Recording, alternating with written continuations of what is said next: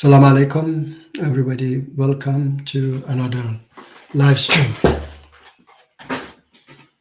Yes, the link is there.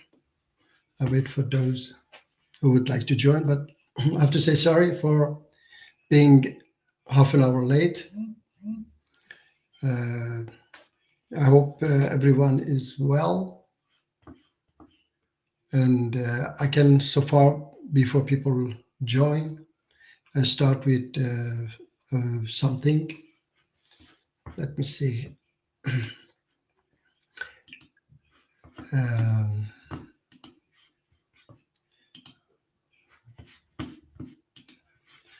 Good evening, revolution, apostasy, revolution. I call you revolution.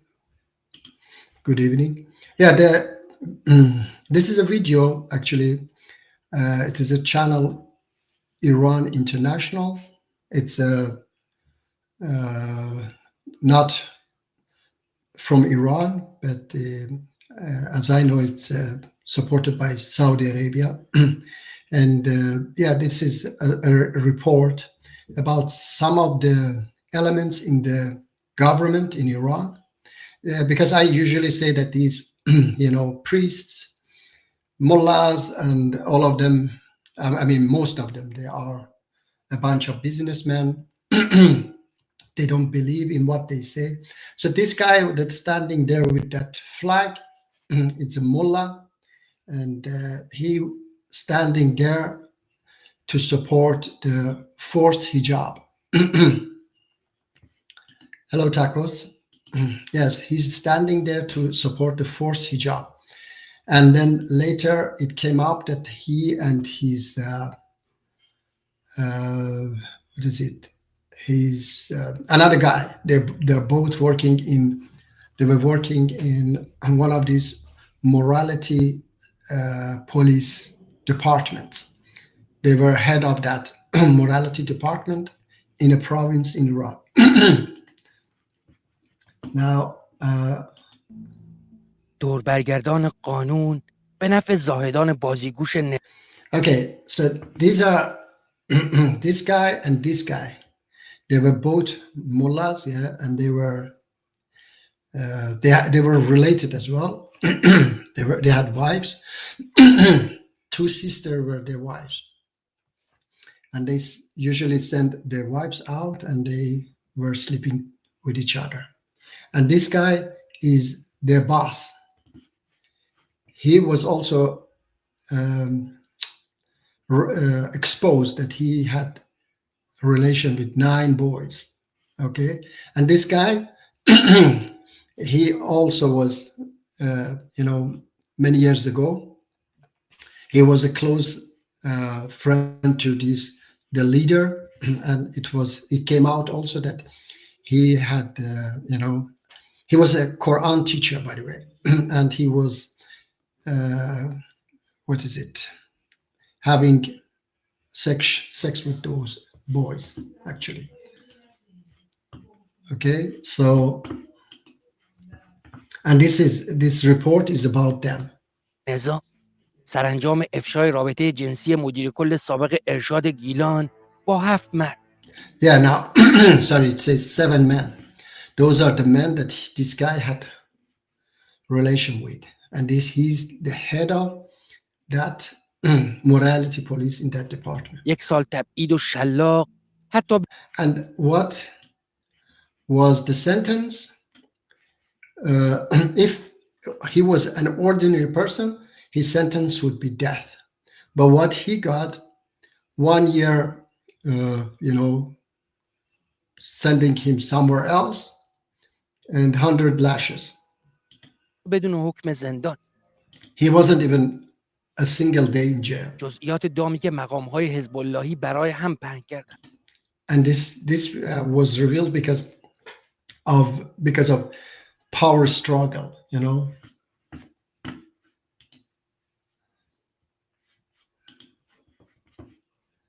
منوی زنان و مردان پرستو روی سفره. سرنوشت نامعلوم باجناق‌های آخوند متهم به رابطه Yeah, these two guys, yeah. And these two mullahs, they were sleeping with each other. And they were, that one of them, he's standing and using that flag against freedom of hijab. Women have to wear their head, but he and this guy, they both have to go in bed with each other. جنسی با یکدیگر از سعید طوسی And this guy, as I said, he was a Quran teacher, the most famous one, a close friend to Iranian leader, and he was having sex with boys. تا رضا سقطی واعظان منبرهای نظام چگونه در پناه امن خامنه‌ای در خلوت هر کار دیگر می‌کند. مهم Okay. Yes, I just wanted to show that this report. Let me see if there is anything interesting in that.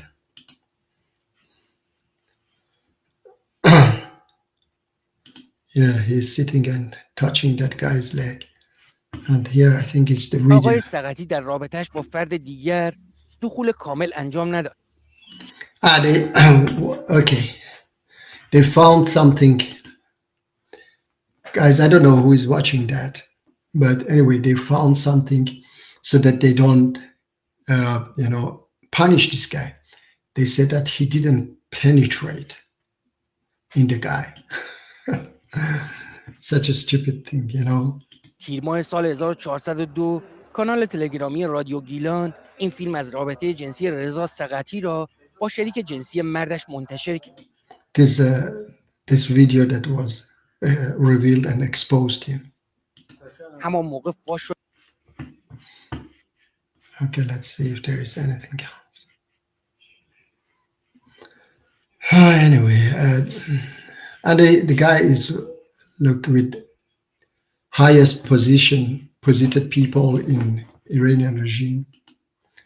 Okay, so let me see. What are we looking at? Yes, Ms. K, maybe you were not here, and I removed it actually.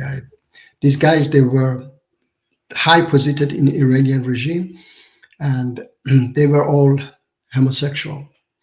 And nothing happens to them because they are in power. Yeah, but if an ordinary person does such things, his sentence is death. But these guys, they just, they are not punished. Yes, just because they are, sharing the power. And yes, I was, and for example, those two mullahs, if you go back and look, those two mullahs, they were against freedom of hijab, and they were themselves having sexual relation. Yes. So, revolution apostate. Are you there, revolution apostate? I want to apostasy. Yeah, revolution apostasy. I want to know what your name means. Yeah. Good old, if you have power, everything is permissible. Exactly. Unfortunately. Yeah, but the thing is that these people, they pretend, that they are believers, they pretend. Hello, Mike. How are you? You. Would you like to join? I was showing a video about some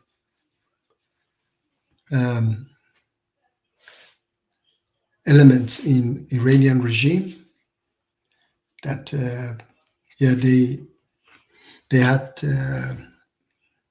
how do you say, they were homosexuals, and they were detected, but the government didn't punish them at all, but an ordinary person would be, executed. In their own stupid Sharia law, so-called Sharia law, you have to throw them down from the mountain. Okay? not that they even didn't do such a things. They even didn't put them one single day in jail. You know. Yes. Any question? Anybody would like to join and talk? Let me see if I can maybe check again to see if I have something.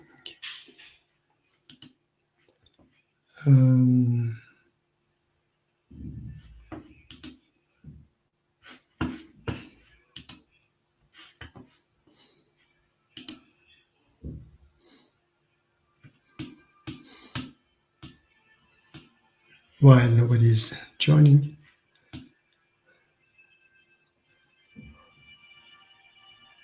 Oh, sorry. What was that?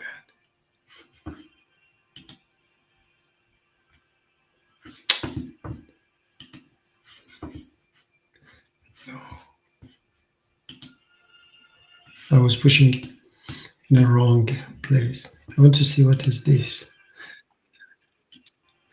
that I have.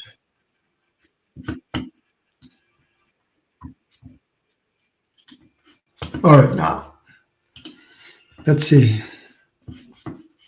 I share this and see what is this about.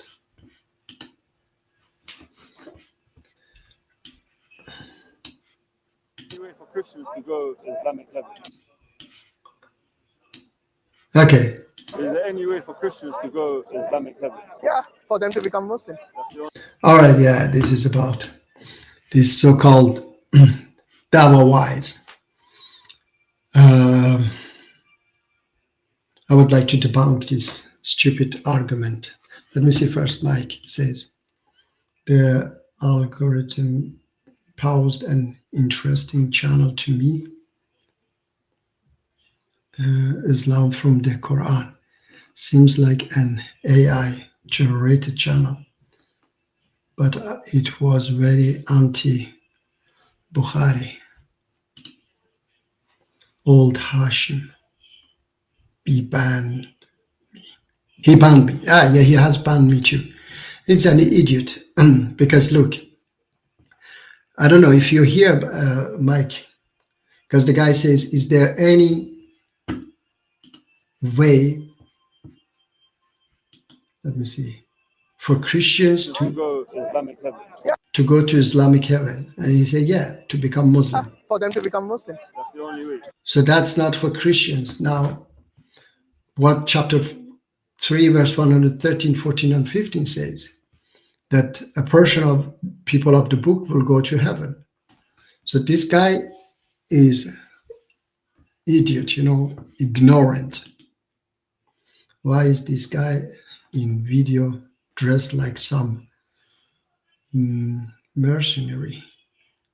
I don't know which one is the guy who is asking question. Mercenary.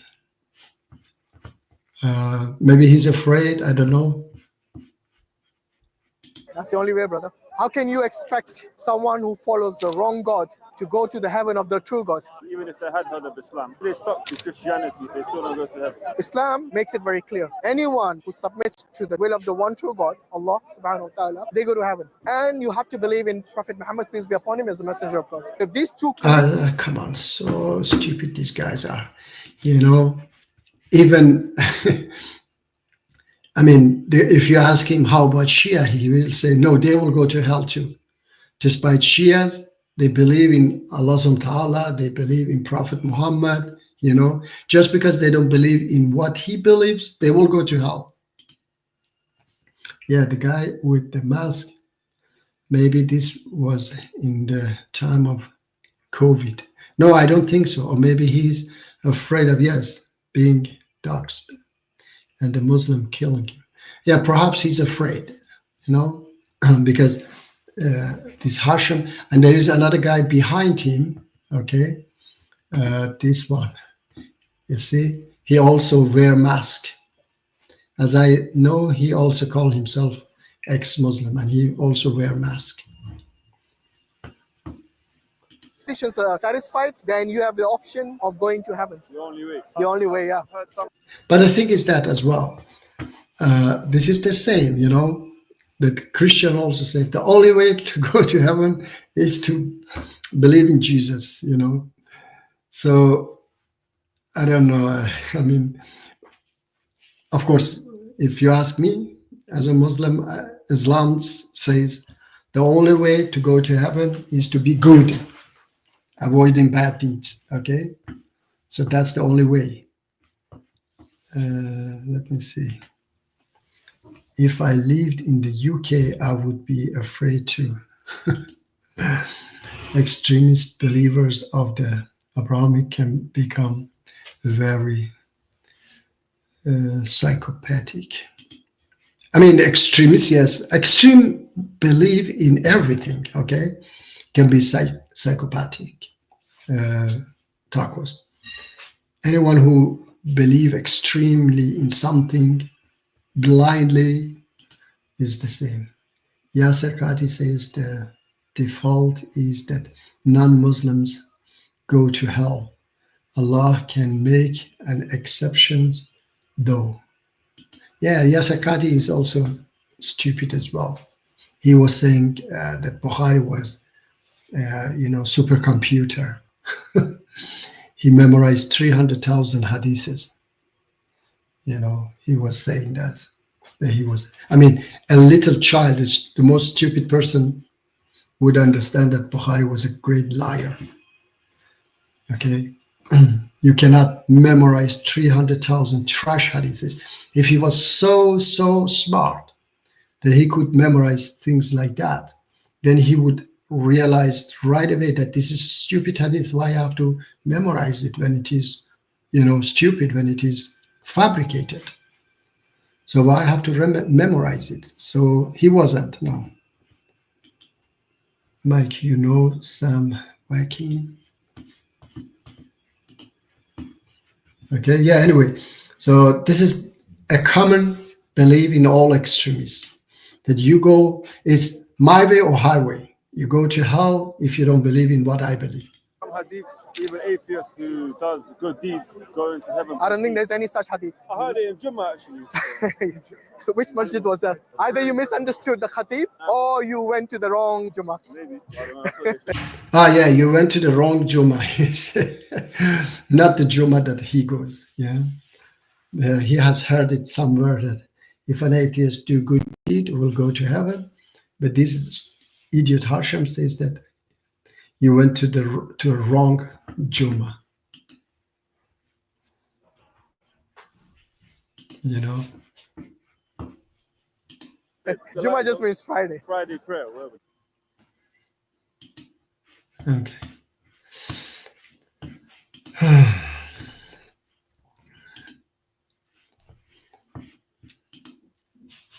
People can be very smart in one topic, but absolute clowns in another.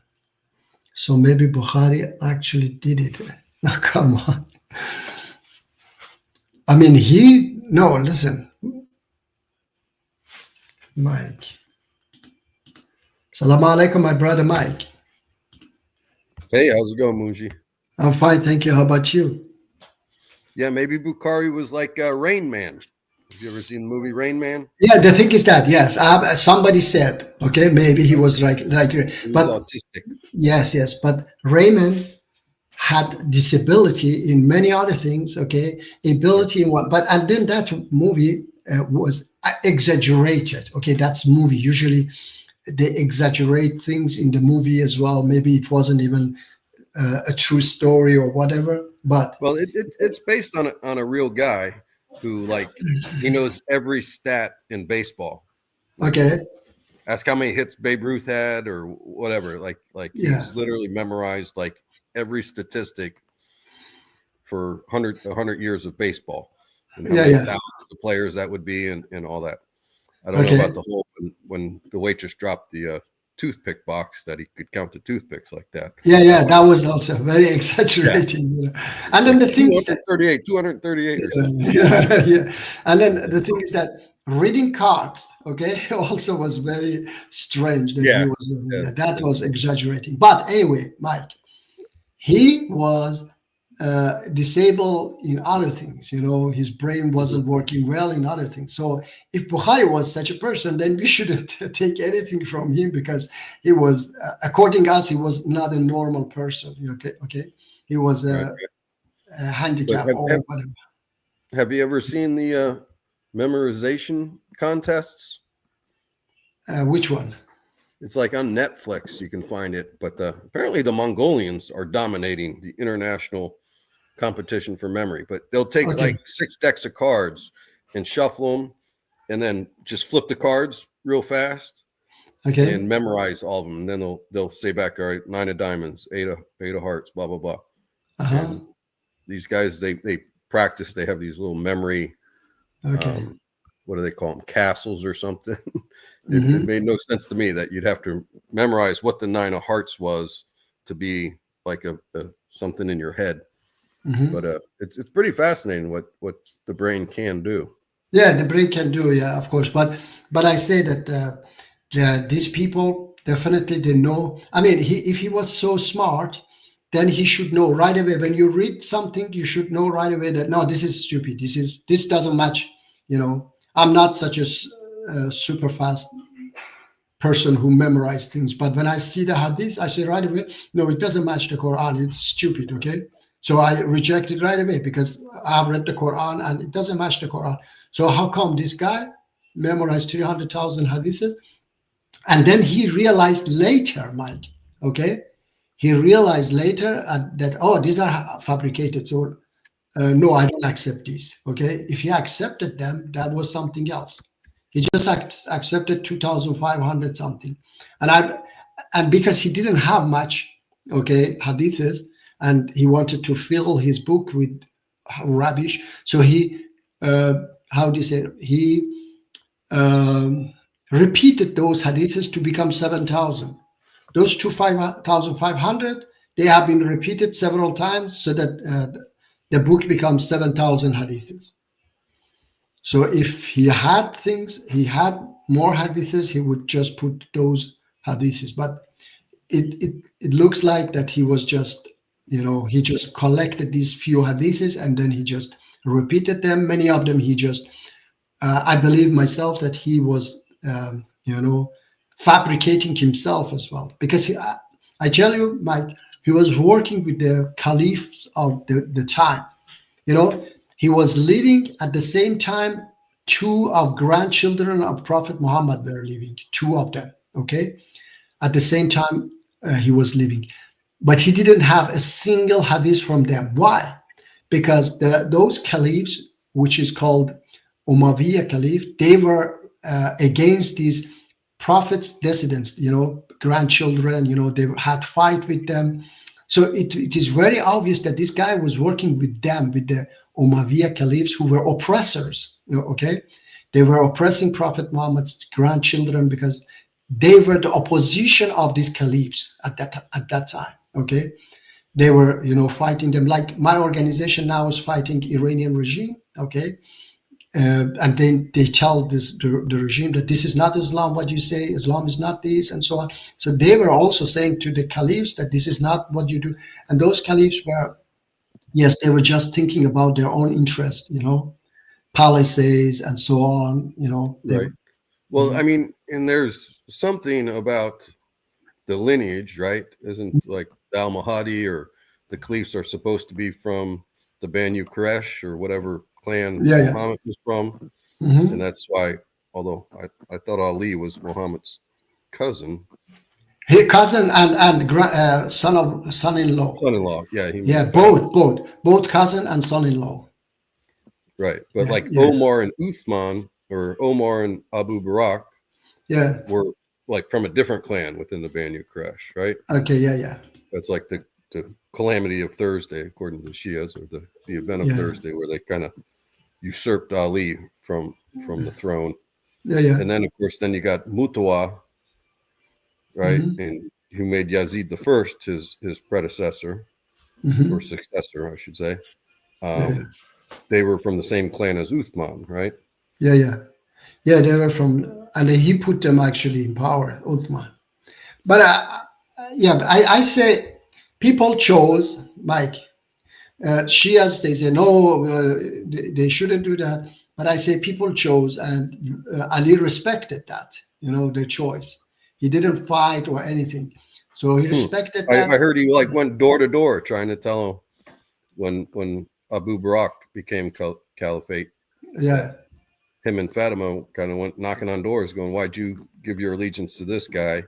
A month before. Was it in the farewell sermon, or was it at some speech? Muhammad kind of nodded to Ali as his successor.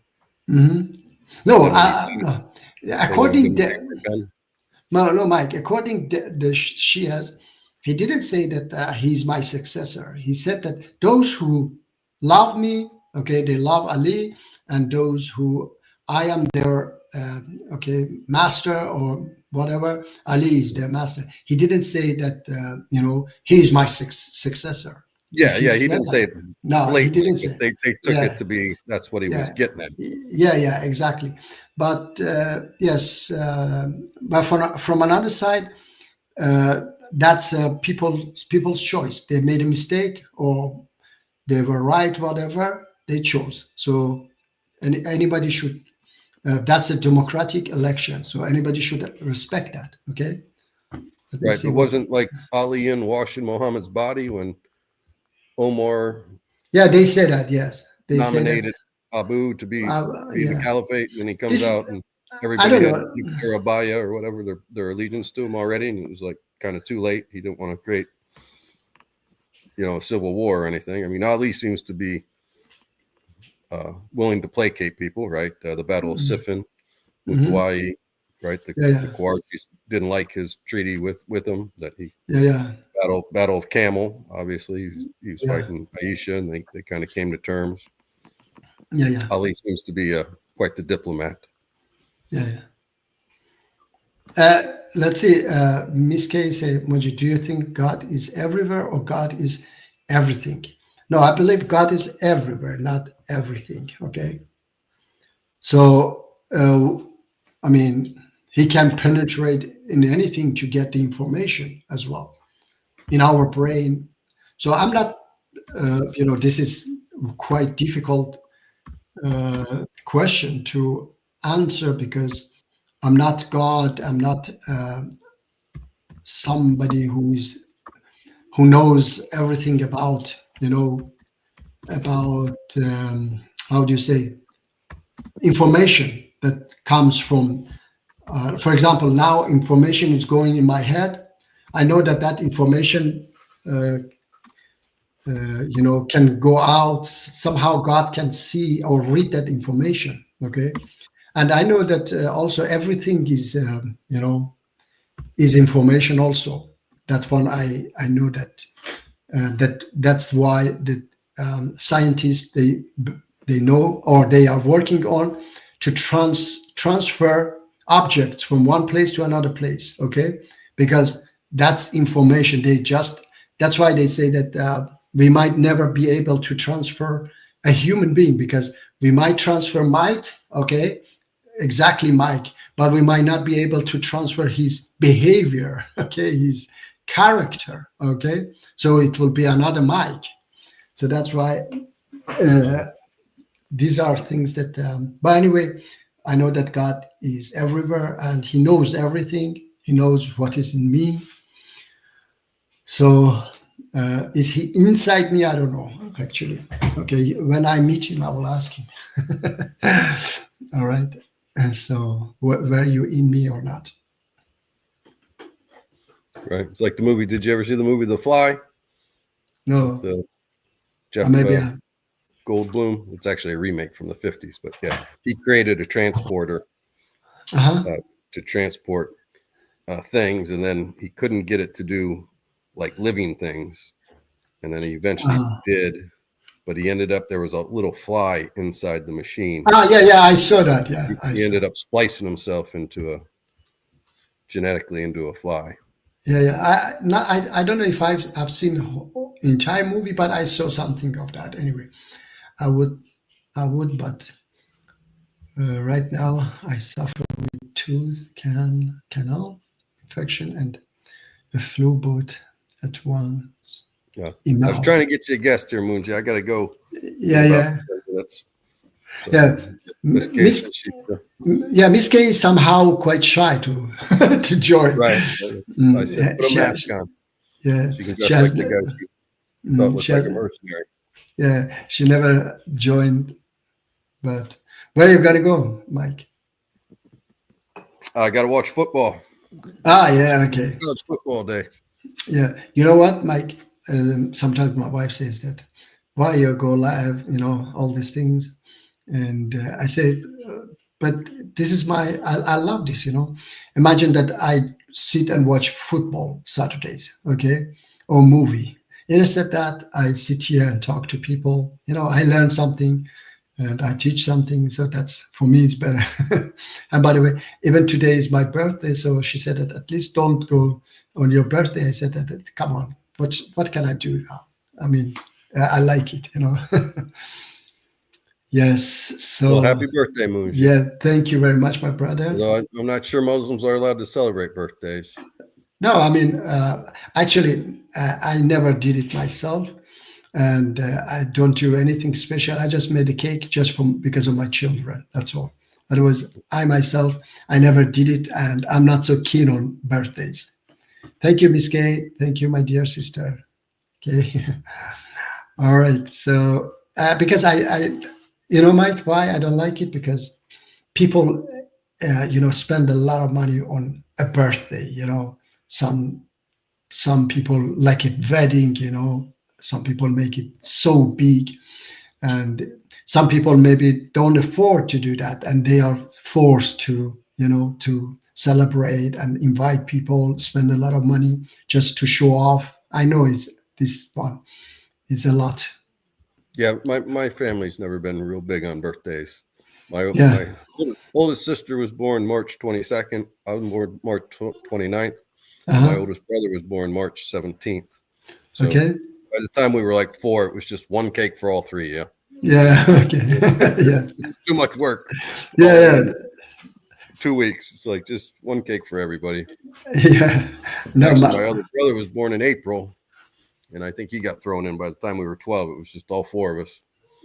And I have a sister born in August, but she got her own cake. She's the only one who got her own cake. Okay. All right. How come the regulars are missing? Hourglass, etc. I don't know where are they. Hourglass hasn't been here for now several weeks. They went. Mr. Tree. Mr. Tree hasn't been item long time. They went missing in action. Yes.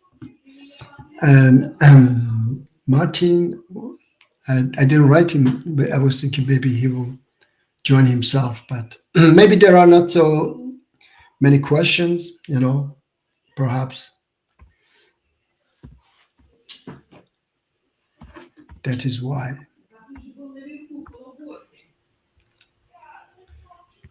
Oh, I know what maybe you could do, Moonji. I saw a Ibn Taymiyyah versus Al-Ghazali debate on YouTube. I didn't watch it, but I thought that would be interesting. Okay. They disagreed much. Can you? Okay. Let me see. I'm Googling it right now. Let me see if I can. All right. Yeah. Thank you. Hello, Emmett. Emmett, you are muted. Hey, Moody. Hello. Hi. How are you? I'm good. Hey, Mike.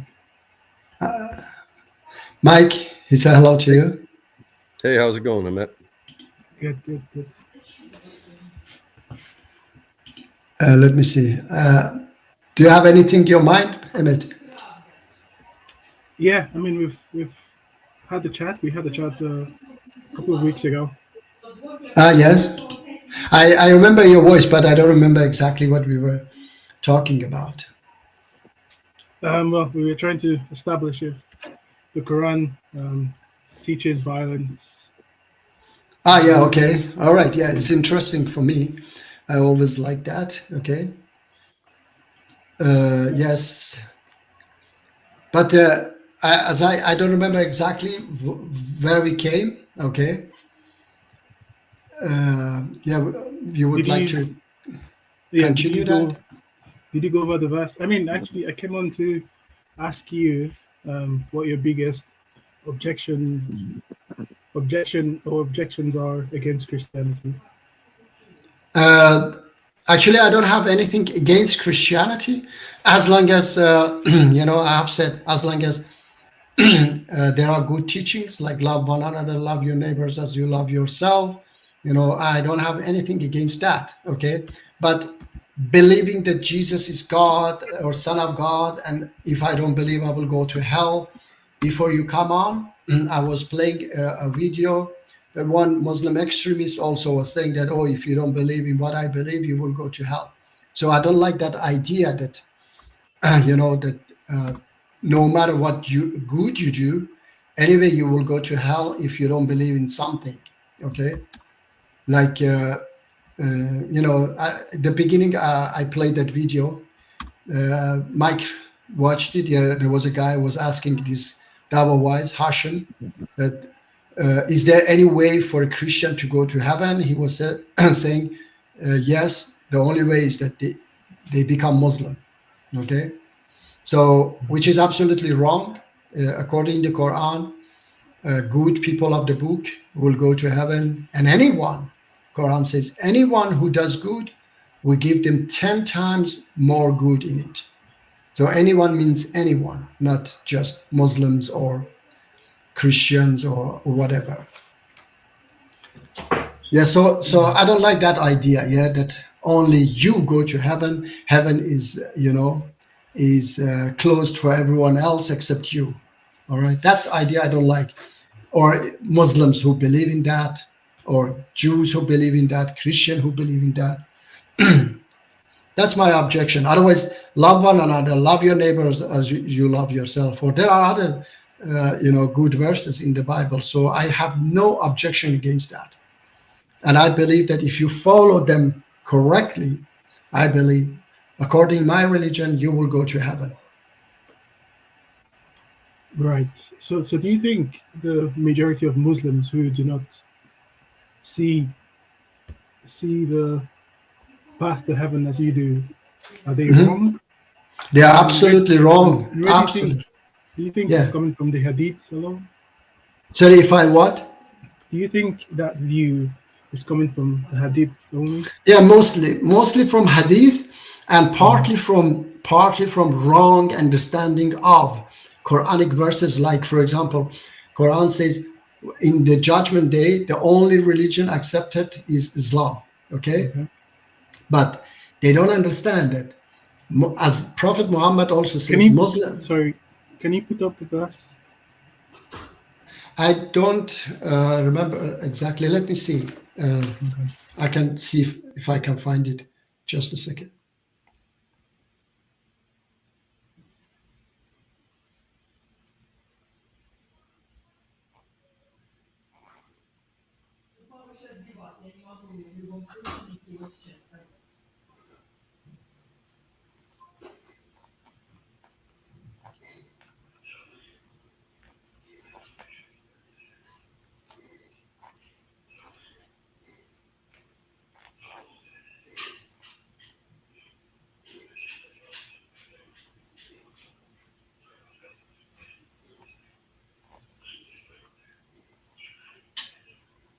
Let me see now. Here it is, chapter 3, verse 119. Indeed, the religion in the sight of Allah is Islam. There are other verses.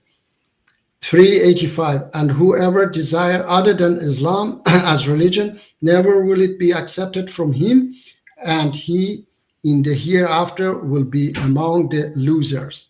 Okay, there are several verses. So, these two verses I found, yeah? All right. So now, yes. Now the understanding of the verse, okay? Islam is not a religion. Islam is a law, okay? So the Quran says the deen of Islam. So deen is not religion. They misinterpreted their deen, which is not religion, is law. Because in chapter 12, Quran says the law of the king. Okay, king didn't have religion, but he had a law. So Quran call it the deen of the king. So deen is the law. So the only accepted is the law of the Quran. So what is the law of the Quran is doing good deed, avoiding bad deeds. I will read for you verse, let me see. Good, okay, yes. Chapter 16, chapter 16, verse 90. Indeed, Allah orders justice and good conduct and giving to relatives and forbids immorality and bad conduct and oppression. He admonishes you that perhaps you will be reminded. Okay, so there are many other verses as well. This is one of them. So this is all you have to do. Okay, because it is the only thing Allah wants from you, to be a good person and avoiding bad person. So Prophet Muhammad also says in a hadith that Muslim is the one that people are safe from his hand and his mouth. So if you are a safe person, then you are a Muslim. You have already followed the it's like Emmett, it's like in for example in Sweden, I follow the law of Sweden. Okay, then I'm a good citizen. Doesn't matter if I'm a Swedish or if I'm a foreigner or immigrant or whatever. If I go and pass the red light, then I have gone against the law of Sweden. So in this way, if I follow the law of Sweden good, then I'm a good citizen. All right. So this is exactly the same understanding of according us, and I'm not alone, by the way. We are millions. So according us, the understanding is this: that if you are a good person, and Quran says also in many verses that if you are a good person, if you do good deeds. Chapter what is it? Chapter wait, sorry, I have to bring it. I forgot the 16 verse. No, not 16. Let me see.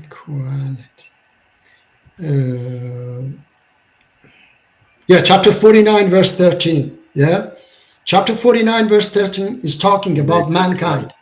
Can you put it up? Wait, just a moment.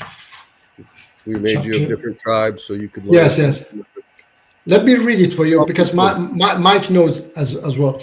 It says, "O mankind, indeed we have," it is talking about mankind. It's not talking about Muslims, or doesn't say, "O Muslims," or believers, or anything. Say, "O mankind, indeed we have created you from male and female and made you peoples and tribes that you may know one another. Indeed, the most noble of you in the sight of Allah is the most righteous of you." Actually, this righteous is also wrong translated, because in Arabic it says with the most taqwa, and I render that taqwa sacrificial, the one who sacrificed, like giving to the orphans or needies. This is also sacrificial, so indeed Allah is knowing all of us. So this verse is talking about mankind, and mankind is everybody. Okay, so the best of us in the sight of God is the one who is sacrificing most. And that's why we believe that even somebody like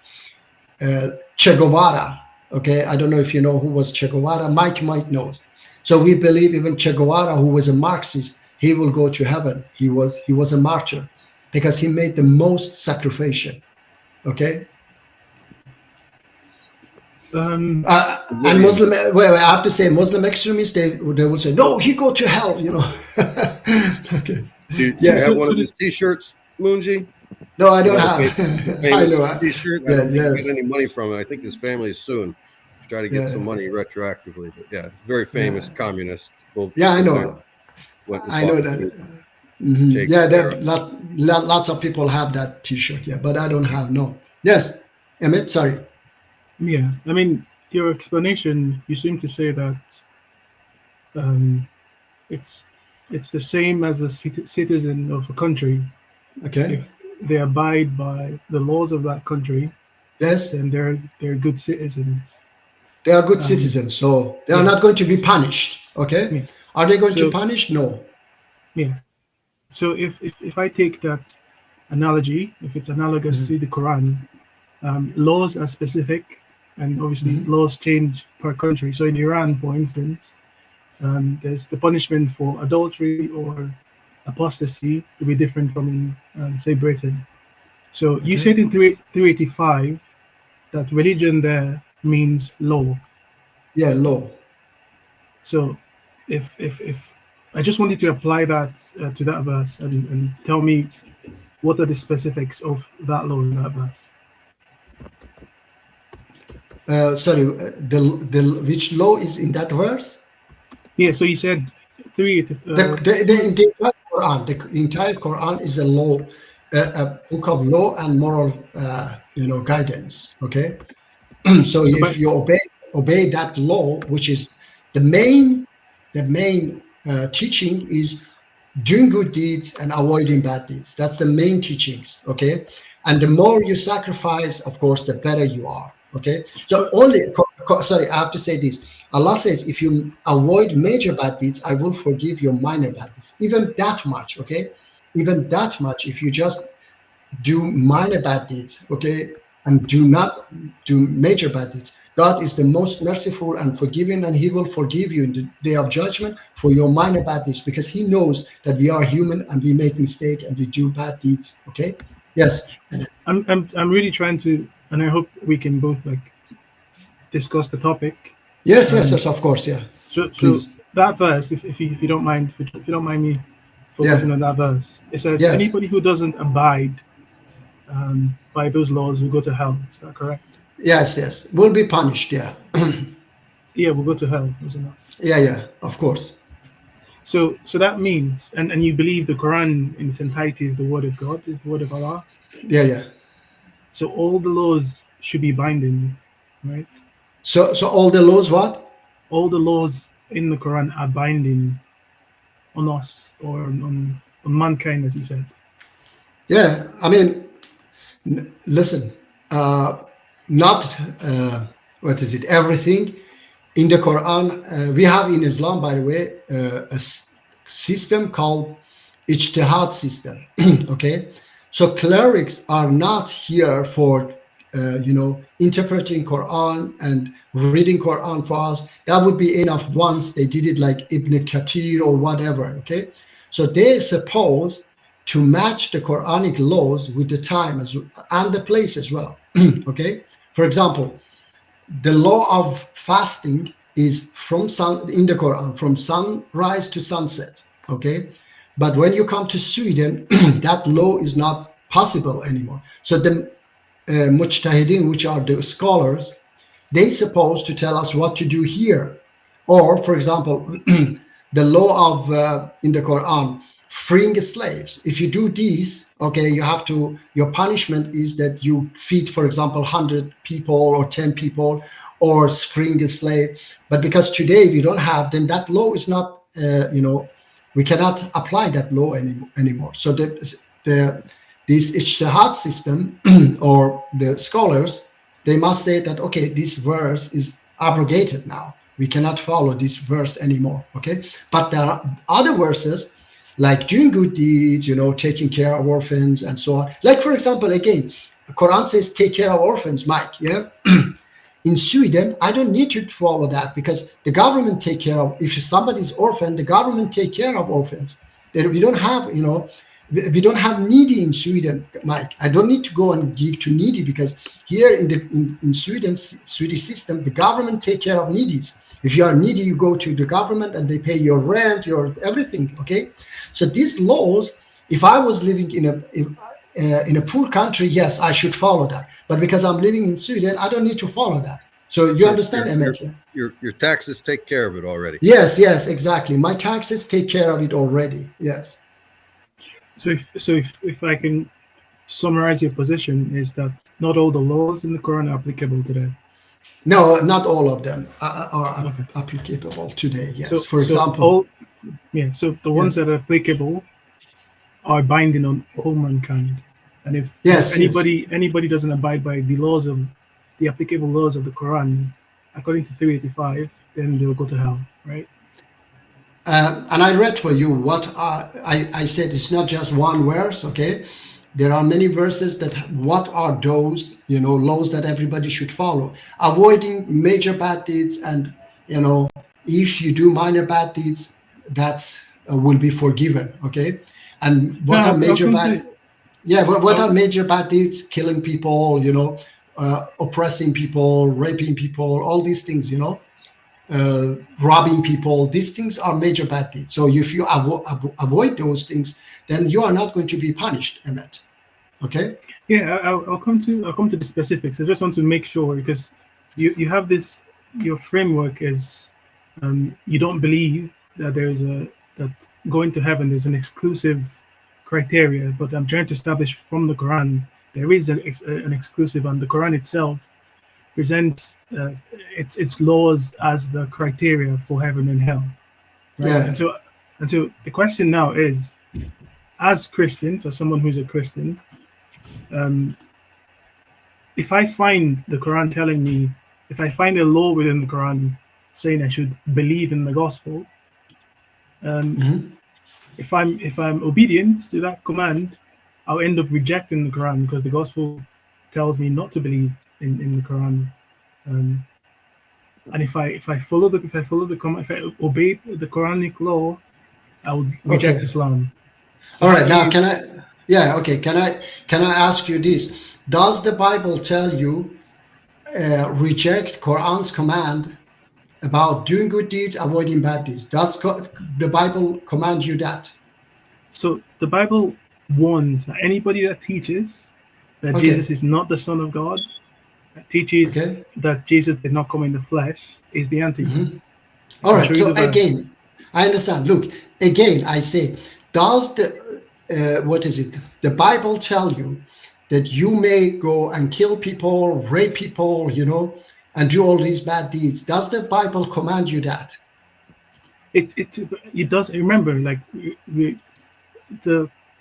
these scriptures, like what you say is binding, are the laws. It's not what I can't just say. Oh, British values or American values are XYZ. As a citizen, I must abide by specific laws, and those laws will be written out in legally, as they say, the letter of the law. So if I go to the Torah, if I go to the Injil, the laws written out in detail prohibit some of the laws in the Quran, for instance, like marrying prepubescent girls or being. There is no Emmett. There is no such a verse in the Quran marrying prepubescent girls. Okay, so if you marry a prepubescent girl, I promise you will be punished. Okay, according to the Quran, because Quran says do not inherit women. Women, even women who are adult, against their will. So there is a single child on this planet who want to have sex with you as you can man. You don't have to. Yeah, that was just one example. Yeah. I know. I tell you that. I tell you, Emmett. If Quran teaches you that, I tell you reject it right away.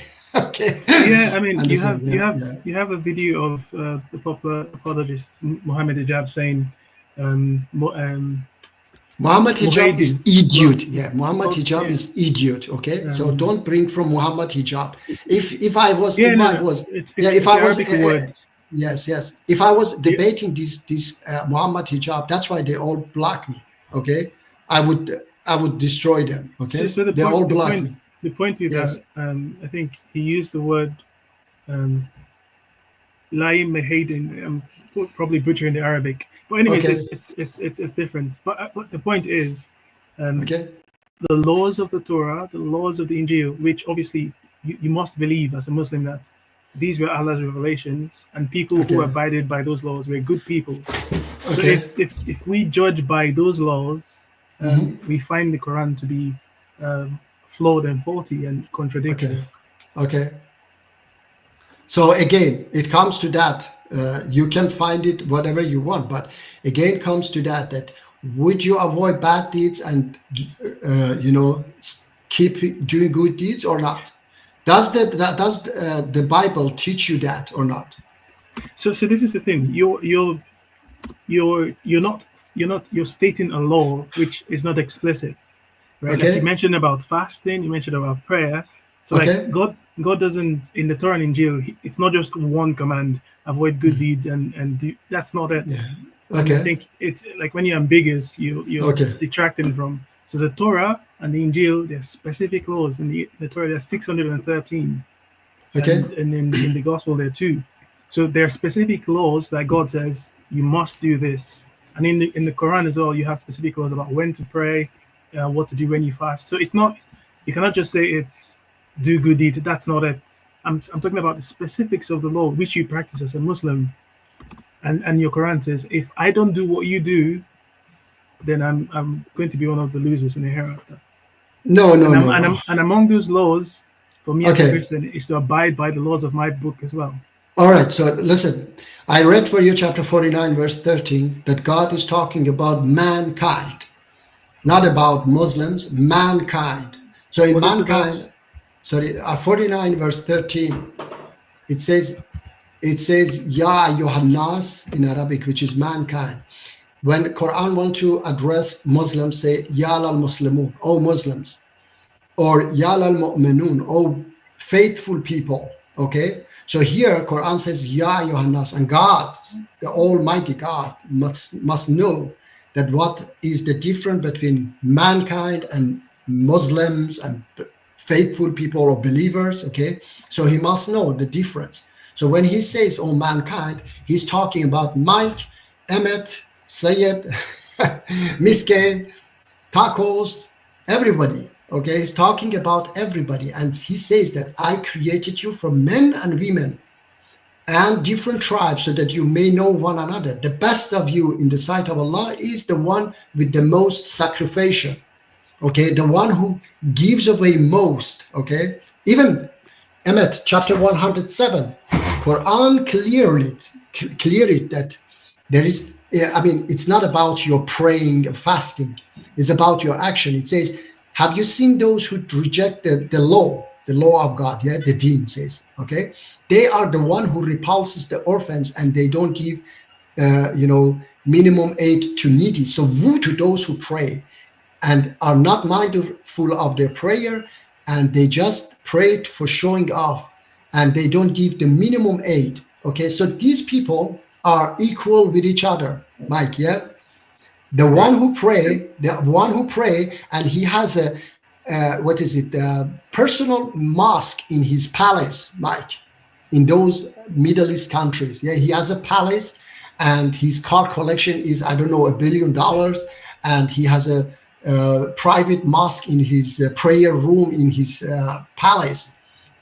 These guys are, according chapter 107, their prayer is just for showing off. It is just useless. Okay, so Emmett, your belief, your praying, your fasting is useless if you don't give to the needy, if you don't sacrifice, if you don't do good deeds. Okay, yeah, Mike, you want to say something? Yeah. Wait, just Question for Mike. Are you Mike? What's your religious background? he's atheist. I'm an atheist. I Yeah. was raised Catholic though, so I know Yeah. Christianity pretty well. I went to 12 years of Catholic school. So Mike, Yeah, you we- wanted to, So what is it? 262? yeah, Christians, the Jews, the Sabaeans, they need not grieve, or something. yeah, 262 also.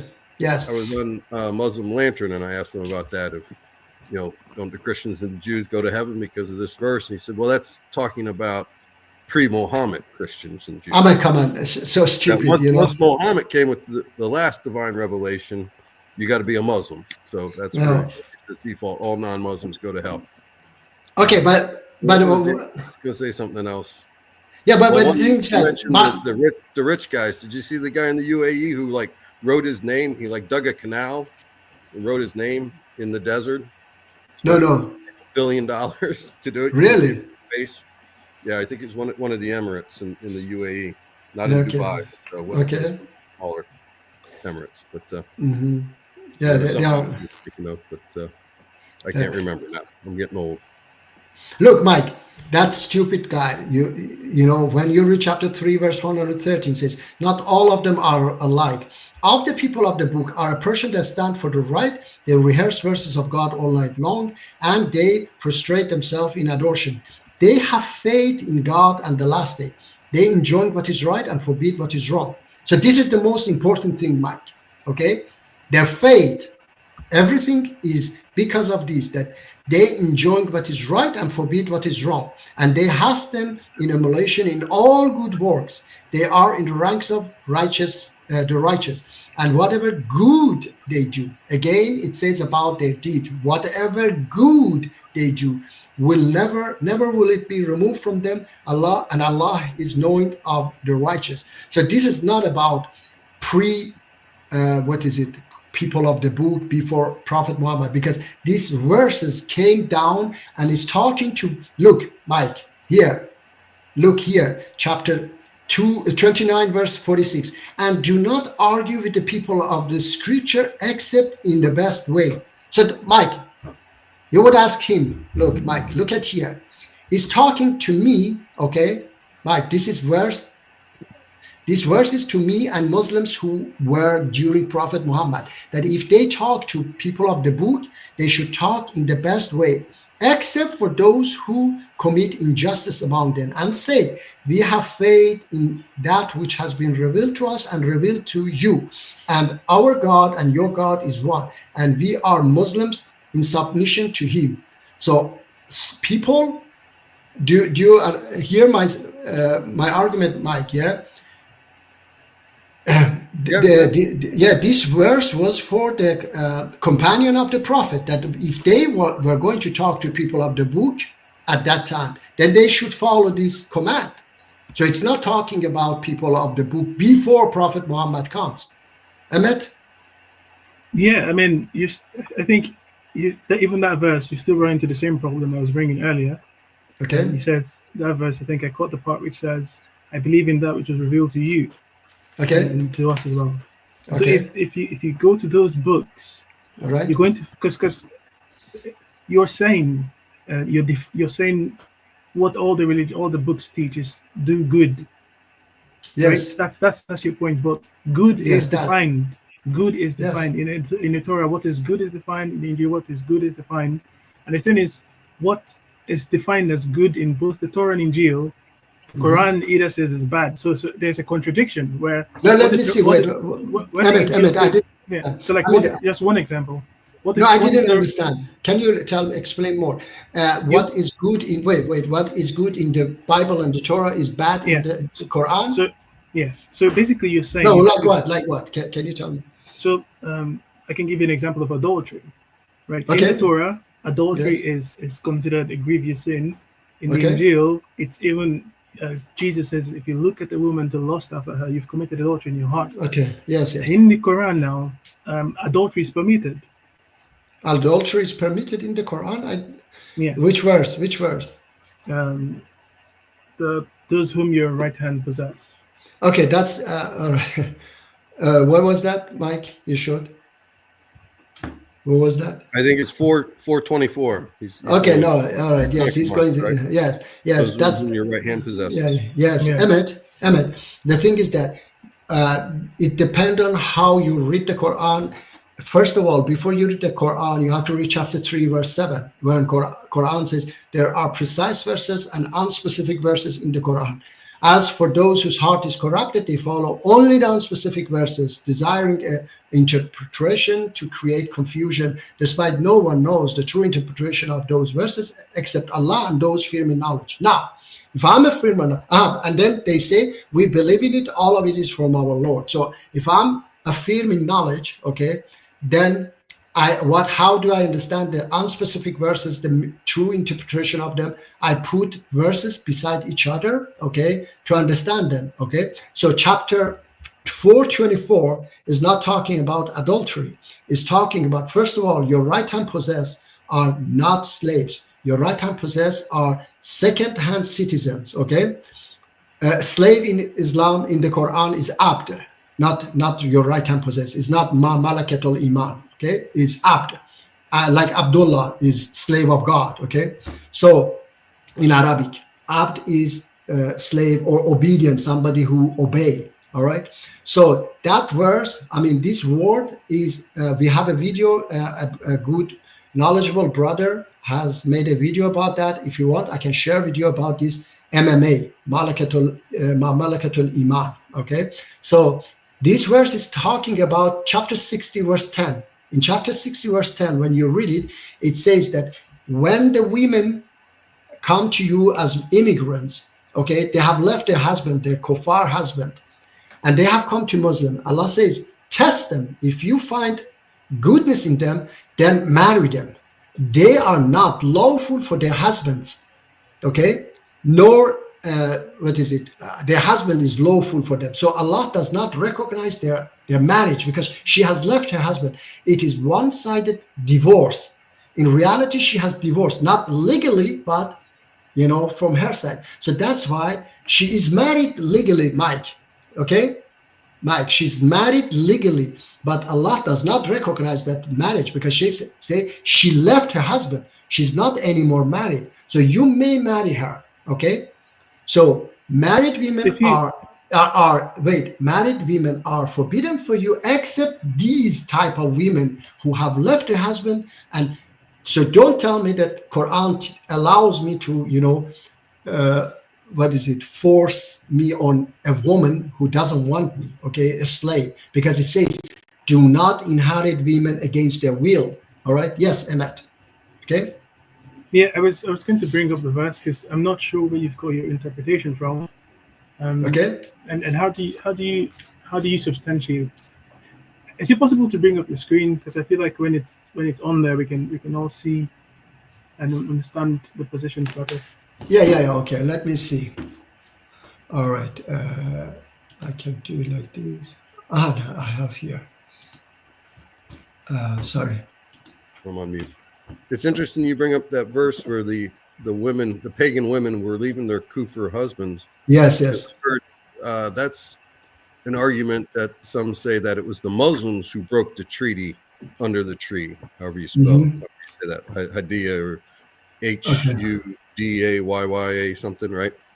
When Muhammad went into the treaty with the pagans, when he fled to Medina to allow him to make the pilgrimage to back to Mecca, that the pagans said all women should be returned to them. That the Muslims weren't allowed to convert them. Okay. But then Muhammad did allow the women to stay and marry Muslims and become his Muslims. And so that he technically broke the treaty before 9/5. Yeah, but the thing is that that's I don't know who has said that because no, it was not even if you watch the movie. Let me see why it doesn't come. The Messenger, yeah, you see that in that movie also, which all Muslims agree on that. It is what is it? It was they attacked Muslims who were sleeping somewhere. They attacked them and killed them. So that's why that they broke the treaty that way. Why I cannot find this page? Okay, let me see. Islam. Yeah. Munji, did you know 1977? Some people were killed over that movie. The incident in Washington D.C. They shot Marion Barry. Okay. They killed a couple people because some Muslims were upset about the movie, even though Muhammad's not even in it. Anthony Quinn was the star, Anthony right? Quinn, yes, he was Prophet Muhammad's uncle. He was the uncle. Yeah, he was the uncle because they didn't show Ali and Prophet Muhammad. They didn't show any of them. Right. But I think the producer was going to remake that recently, but then I think he died. I don't know actually, but I like the movie. Yes, the movie was nice. But anyway, so Emmett, which verse you want me to bring up? I think Mike said 424. 424. Okay, let me see. Wait. 424. Okay. 424. Okay. It says, let me zoom it. All right. Okay.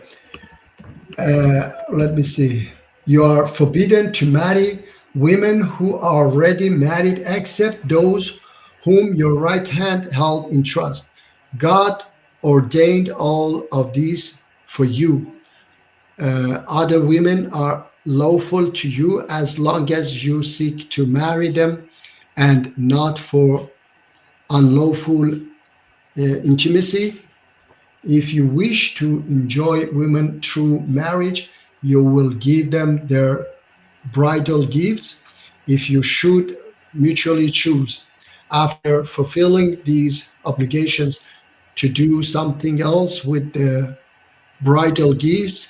You will not be blamed. Okay, so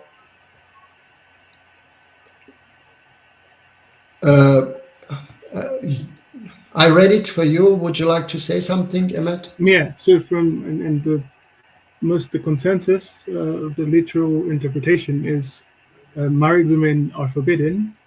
Okay. There are circumstances in which their marriage is not a prohibition, so you can engage with married women if they're of a certain condition. So that is the clear interpretation of the verse, and that is adultery from the law. No. Wait, I didn't understand your interpretation. It says that married women are forbidden for you, except those your right hand possess. Okay, so all right. Now, if you put it beside this verse, okay, chapter 60, verse 10. I think that verse we have to acknowledge that the prohibition is on a certain kind of married women.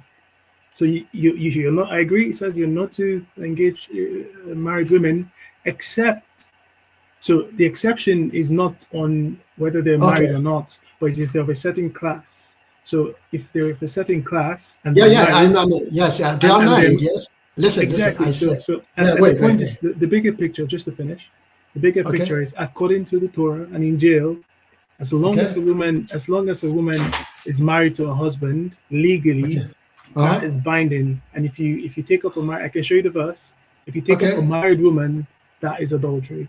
All right. The point is, and just so we're going back to the main topic is how do you, as someone who says to follow the laws of Islam, only those who follow the laws of Islam, according to 385, will go to heaven, and if you follow the laws of Islam, you're going to have to reject Islam because it encourages you to follow something which is contradictory.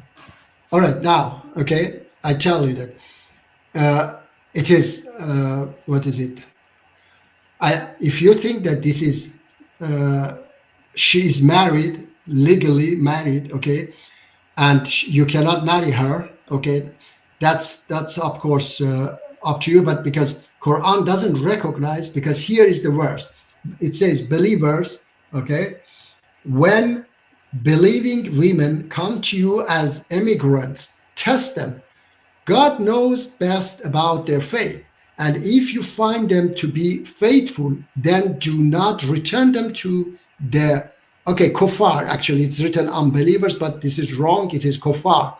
They are not lawful wives for them, nor are their lawful husbands, the kuffar husbands, but give the kuffar what they have spent, despite they are kuffar, they are enemies, but you have to give what they have spent on their wives to them back, you are not to blame if you marry them later, provided you give them their dues.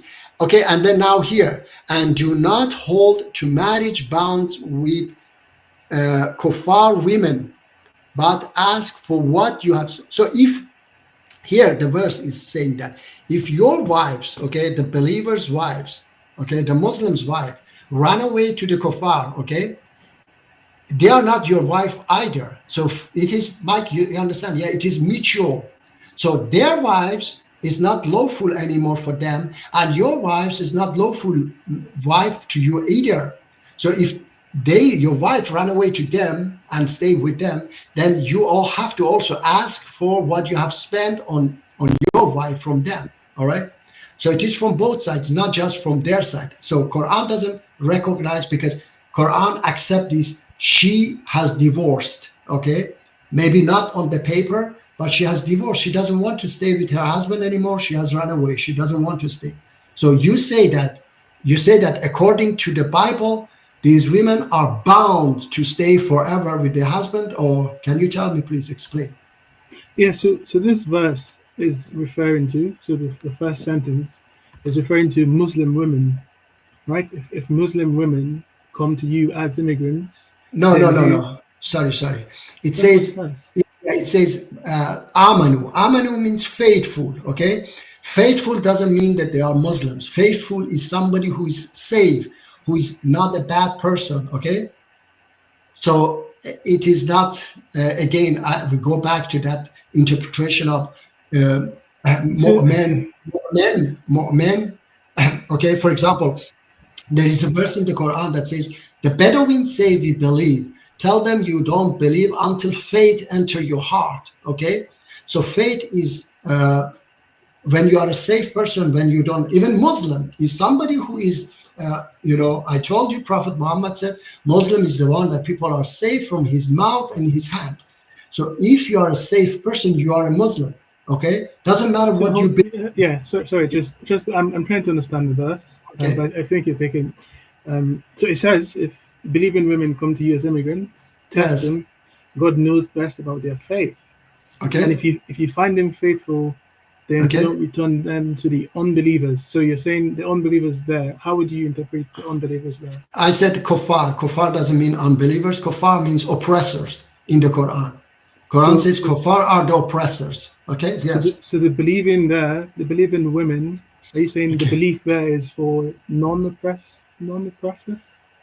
Like, how are you interpreting one word to mean believing, and another word? Okay, I the said, negation all right. of that. It's a completely Yeah. different word.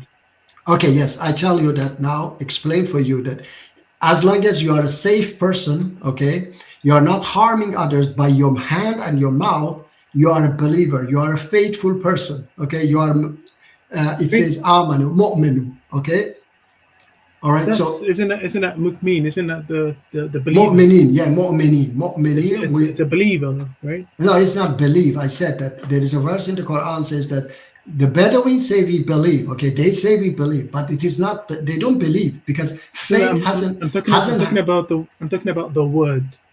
Not Yeah, not- I'm saying the words. Yeah, I'm saying the words. Yeah, so you have to mu'min doesn't understand. mean believe. I'm telling you what does it mean according to the Quran. So as long as faith hasn't entered your heart, when the faith enter your heart is when you give away your wealth, you take care of orphans. Okay, so when you start to sacrifice. I'm sorry, Baji, but you have really terrible ICGCs. All right. Okay. If that word means believe, Okay. then you're not. Okay. Let's take it as believe. Yeah. Okay. you Let's don't take it as believe. You don't take your interpretation of a different verse. Okay. And then change the literal meaning here.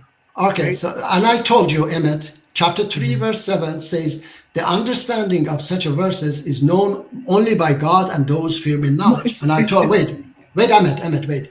And what I told you, how those fearing knowledge understand the true interpretation of those verses. We don't call Allah and say, hey, Allah, what does it mean, these words? Okay. What we do, we put them beside each other. Okay. For example, I give you an example. When these people says, these extremists say, oh, people of the book, they have to convert to Islam, otherwise they go to hell.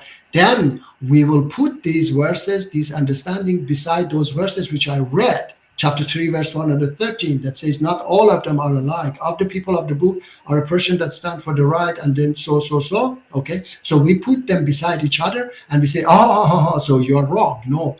It doesn't say that like that. So you do not understand. For example, when the verse says that the only religion is accepted is Islam.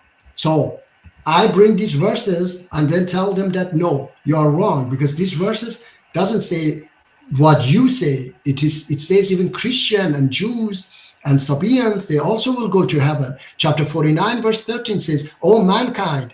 It says even mankind, anyone who does good deeds will go to heaven. Okay. So we have to put verses beside each other, Emmett, sorry. Okay. Otherwise, we will not understand them. Because Quran says there are precise and unspecific verses in the Quran. Okay. Yes, please. I didn't ask for the explanation of the verse. Okay. What we were talking about was the word, right? It was just that word.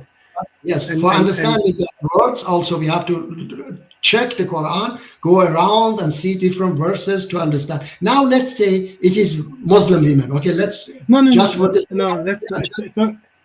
for the sake of argument. Yeah, we say that. If it's conjecture, then there's no point. If we're gonna just take it as these are serious matters. You cannot just Okay, no, just let's take it as believers, okay, as Muslims, yeah? Those are Muslim let's women. not no hold on, sorry. Okay. Let's not just take it as that word. A plausible translation is believers. So this is referring to Muslims. Right? Okay, yeah, let's say Muslims, okay? I don't know. Let's accept that, okay? Muslims. So Muslim women. Is that valid? Is that a valid reading? What? A Muslim women, is that valid? Is that a valid reading? And I told you that, yes, as long as you are a safe person, you are a Muslim. Muslim is the one who people are safe from his hand and his mouth. Okay? So Muslim is not the one who pray and fast and say, I believe in Allah. Taliban, ISIS. This is where I think you're not consistent. You're not consistent with the Quran, because the Quran says those who follow the deen, like as you said, the laws of the Quran. So yes. You're saying you're conflating laws and just a general personality type or something. Someone who is safe from his hands and mouth, it doesn't necessarily mean they're Muslim. Okay, so the Prophet like Muhammad. Hindus. Okay, hold on, just a question. Do you think yes. Hindus will go to heaven? Yes, if Hindus are good people, okay, like let's say Mahatma Gandhi, people say that he did bad deeds also. Let's put aside those bad deeds. Let's concentrate. Wait, Emmett, wait. Because this is not just something that I tell you. There are good scholars, Islamic good scholars, who say that he will go to heaven because he saved 1 billion people from oppression, British oppression. Okay, so he will be rewarded for what he did. If he did something, some people say that he did some bad deeds as well. So perhaps maybe God will forgive his minor bad deeds or other bad deeds because he did a great good deed. Okay, Nelson Mandela will go to heaven for what he did as well. I'm saying you keep going on good and bad deeds, but you're obfuscating from the law. So if someone believes in idols and worships pagan idols and multiple gods, yes, but they're safe, you're safe from their hands and their mouth. Yes. Does that make them? Will they go to heaven when the Quran, obviously, the laws of the Quran prohibit? No. So, okay, I'm telling you, yes. Okay, I said whatever you are. Okay, no matter even polytheists.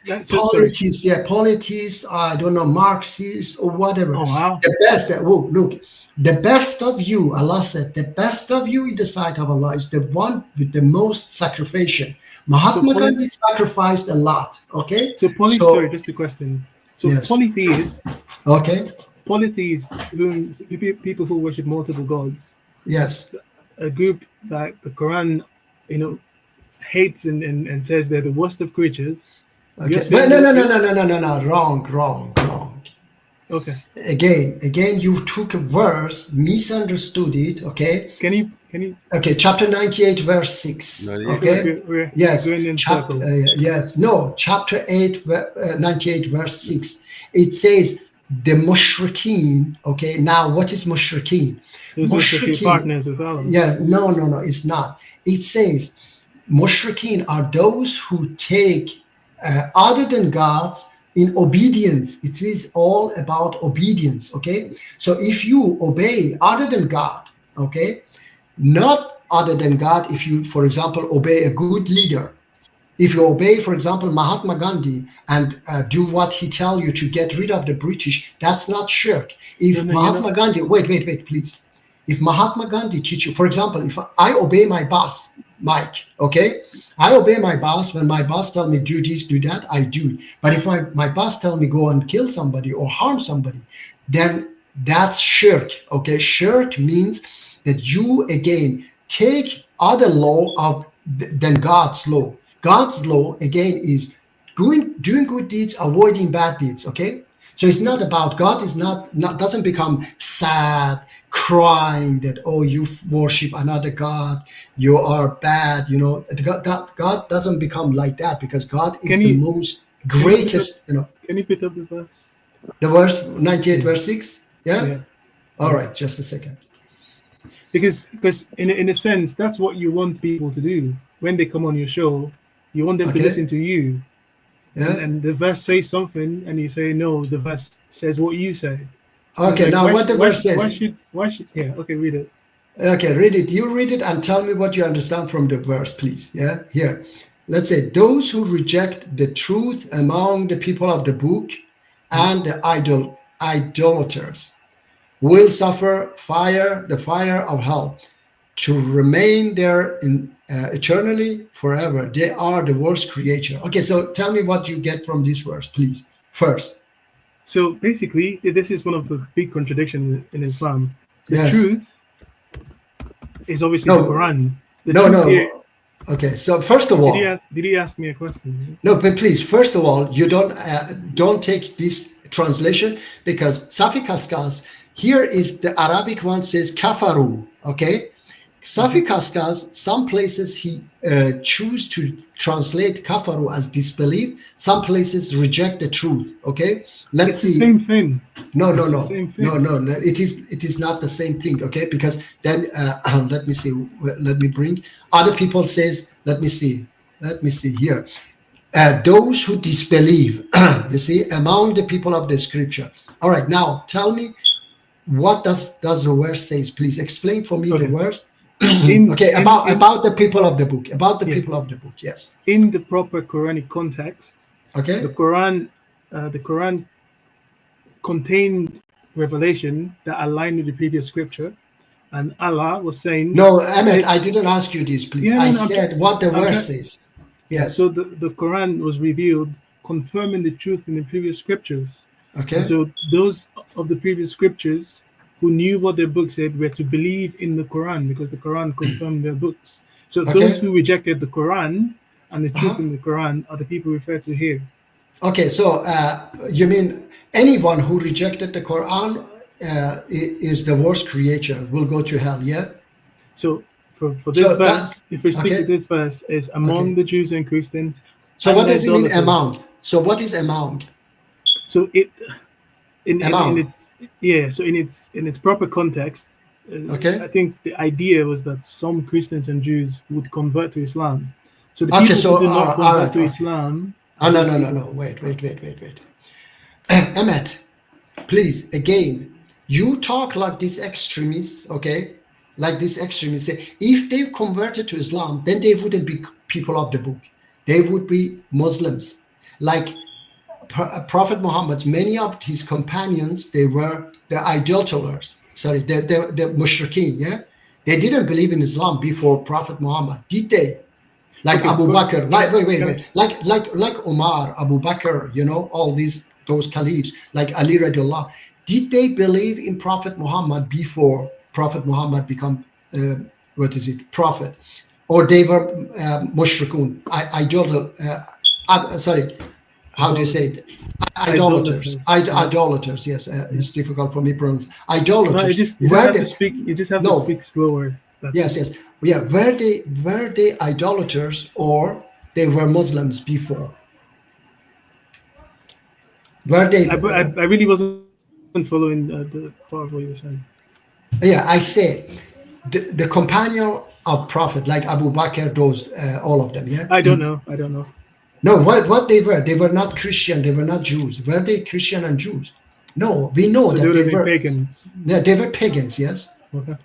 Yes, so they were pagans. Why when Quran addressed them as Muslims, saying, "Oh Muslims, oh believers"? Why he doesn't say, Quran doesn't say, "Oh, what is it?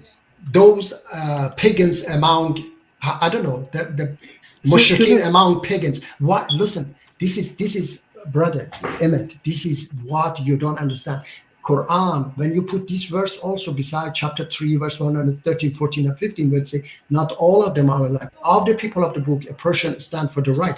So Quran distinguish between good people of the book and bad people of the book. Okay? So this verse, it says clearly, if I say the racist among Americans, am I talking about all Americans? I'm talking about a portion of Americans. Can you please, the grammar of the word, the sentence.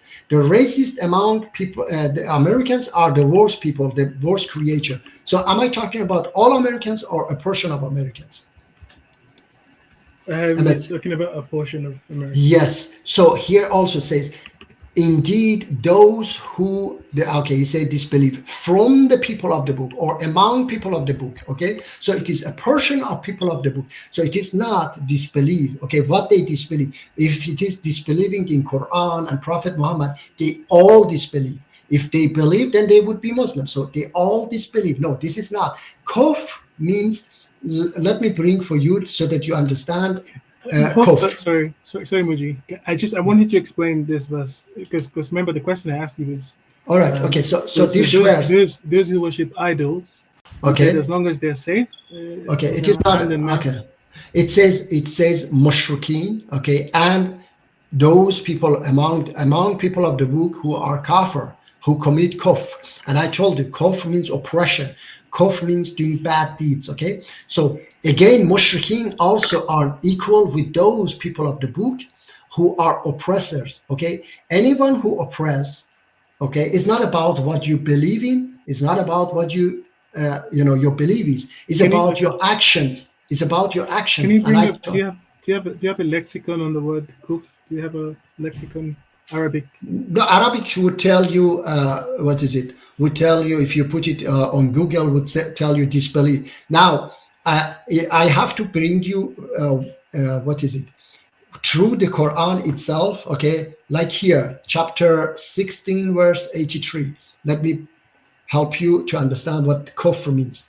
Chapter 16, verse 83. Here, okay. Now the same people who were. They who turn away, sorry, that's in bracket. They are fully aware of God's grace, but they nevertheless refuse to recognize it because they are used to deny the truth, which is here it says, because, and most of them, because this, I don't know, I have to talk to this Dr. Safi Kaskas that why he has change the words of Quran, because here it says in Arabic وَأَكْثَرَهُمْ, and here also this one has translated, and most of them are disbelievers, which is the kuffar, kafirun. Now, if I ask you, they recognize the favor of Allah, therefore they deny it. So who are they? What Quran is talking about? Which people Quran is talking about? Believers or disbelievers? I'd have to see the context.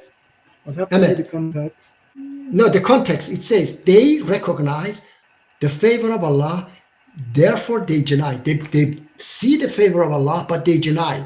So who deny the favor of Allah? Is the one who do it is disbelievers. It's very, very clear. Okay? Yes or not?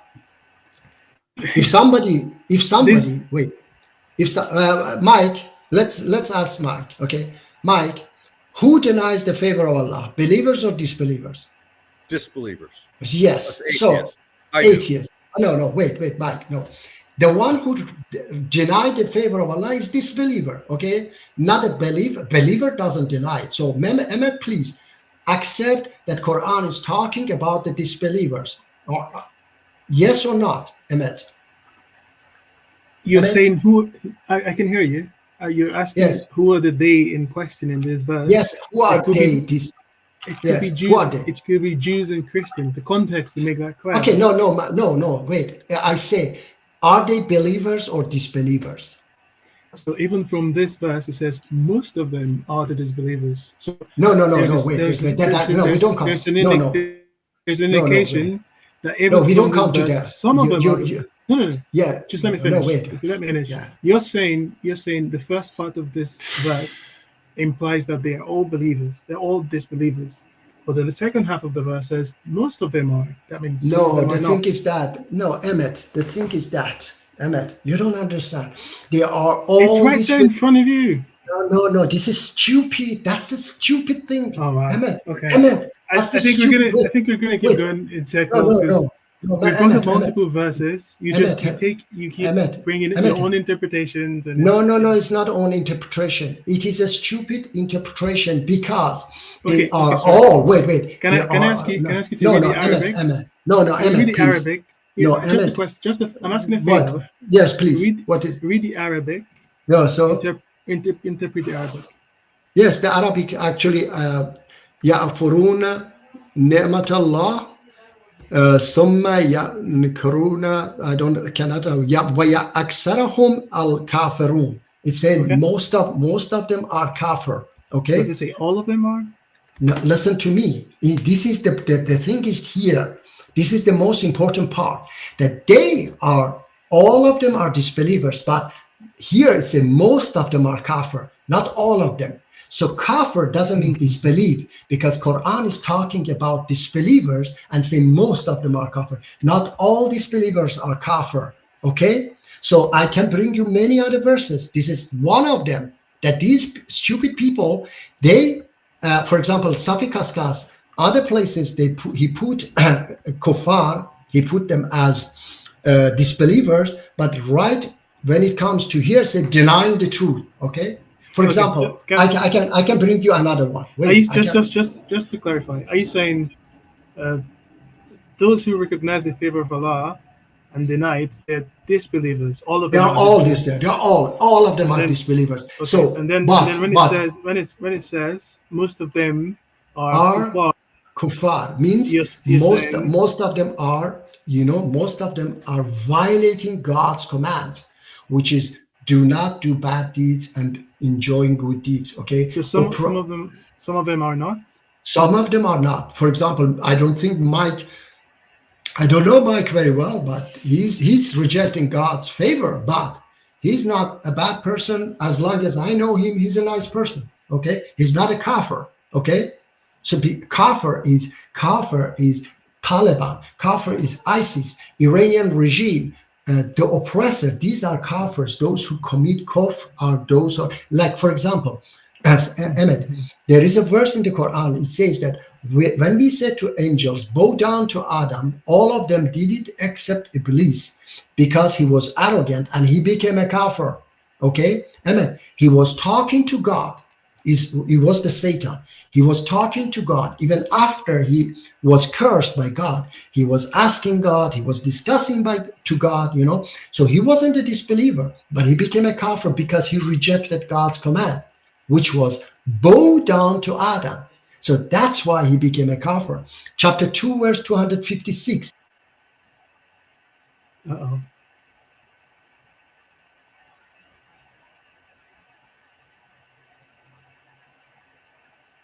Sorry, I pushed something wrong. Mm-hmm. Sorry, yes. There are good kafirs in the Quran. Let me bring for you. Sorry. I've seen there are two other guests, and I'd like them to have a chance to say something as well. I just have 256. Just one moment, and then others can speak. Okay, so here is chapter 2, verse 256 says, there is no compulsion in religion. The difference between guidance and error has been made clear. Whoever rejects false gods, this is not false god. First of all, it says in Arabic, say whoever commit kufr against the rebellions, taghut. Okay, whoever. And let me see, anybody else who has written here rebellions? Let me see, because I know it is taghut, is rebellion, is those who rebel against God's command. And pharaohs were taghut, for example. Okay. Anyway, that doesn't matter. So here, the kuffar are good kuffar. Here is the Arabic one. Yakfurun. Okay. Good those who commit, wow. Yes, good kuffar. Those who commit kufr against the taghut, the oppressors. Okay. For example, when I commit kufr against the Iranian regime, which is an oppressive regime, I am a good kafir. Okay. So kuffar doesn't mean disbelief. Kuffar means rejecting God's commands. Okay. Yeah. Reject in reality. Okay. Wait, sorry. Reject means kuffar means reject. Okay. In main interpretation, but those kuffar that will go to hell are those who reject God's commands, not his existence, his commands, which is doing good deeds, avoiding bad deeds. Okay. Yes. Now you've made it all complicated again, because you're saying kuffar are our oppressors. Now you're saying kuffar are those who reject God, and we're back to 385. Okay. Oh yeah. Which now, says those who reject. Well, okay. Two questions. I want to be specific. Yes. So the Torah says that camel meat is forbidden, so you're not to eat camel meat, and you're not to marry more than one. Okay. In the New Testament. Okay. If I reject the Quran's, from what you just said now, if I reject the Quran's commandment that you can eat camel and you can marry more than one wife, I will be a Okay. kuffar by your definition. Okay.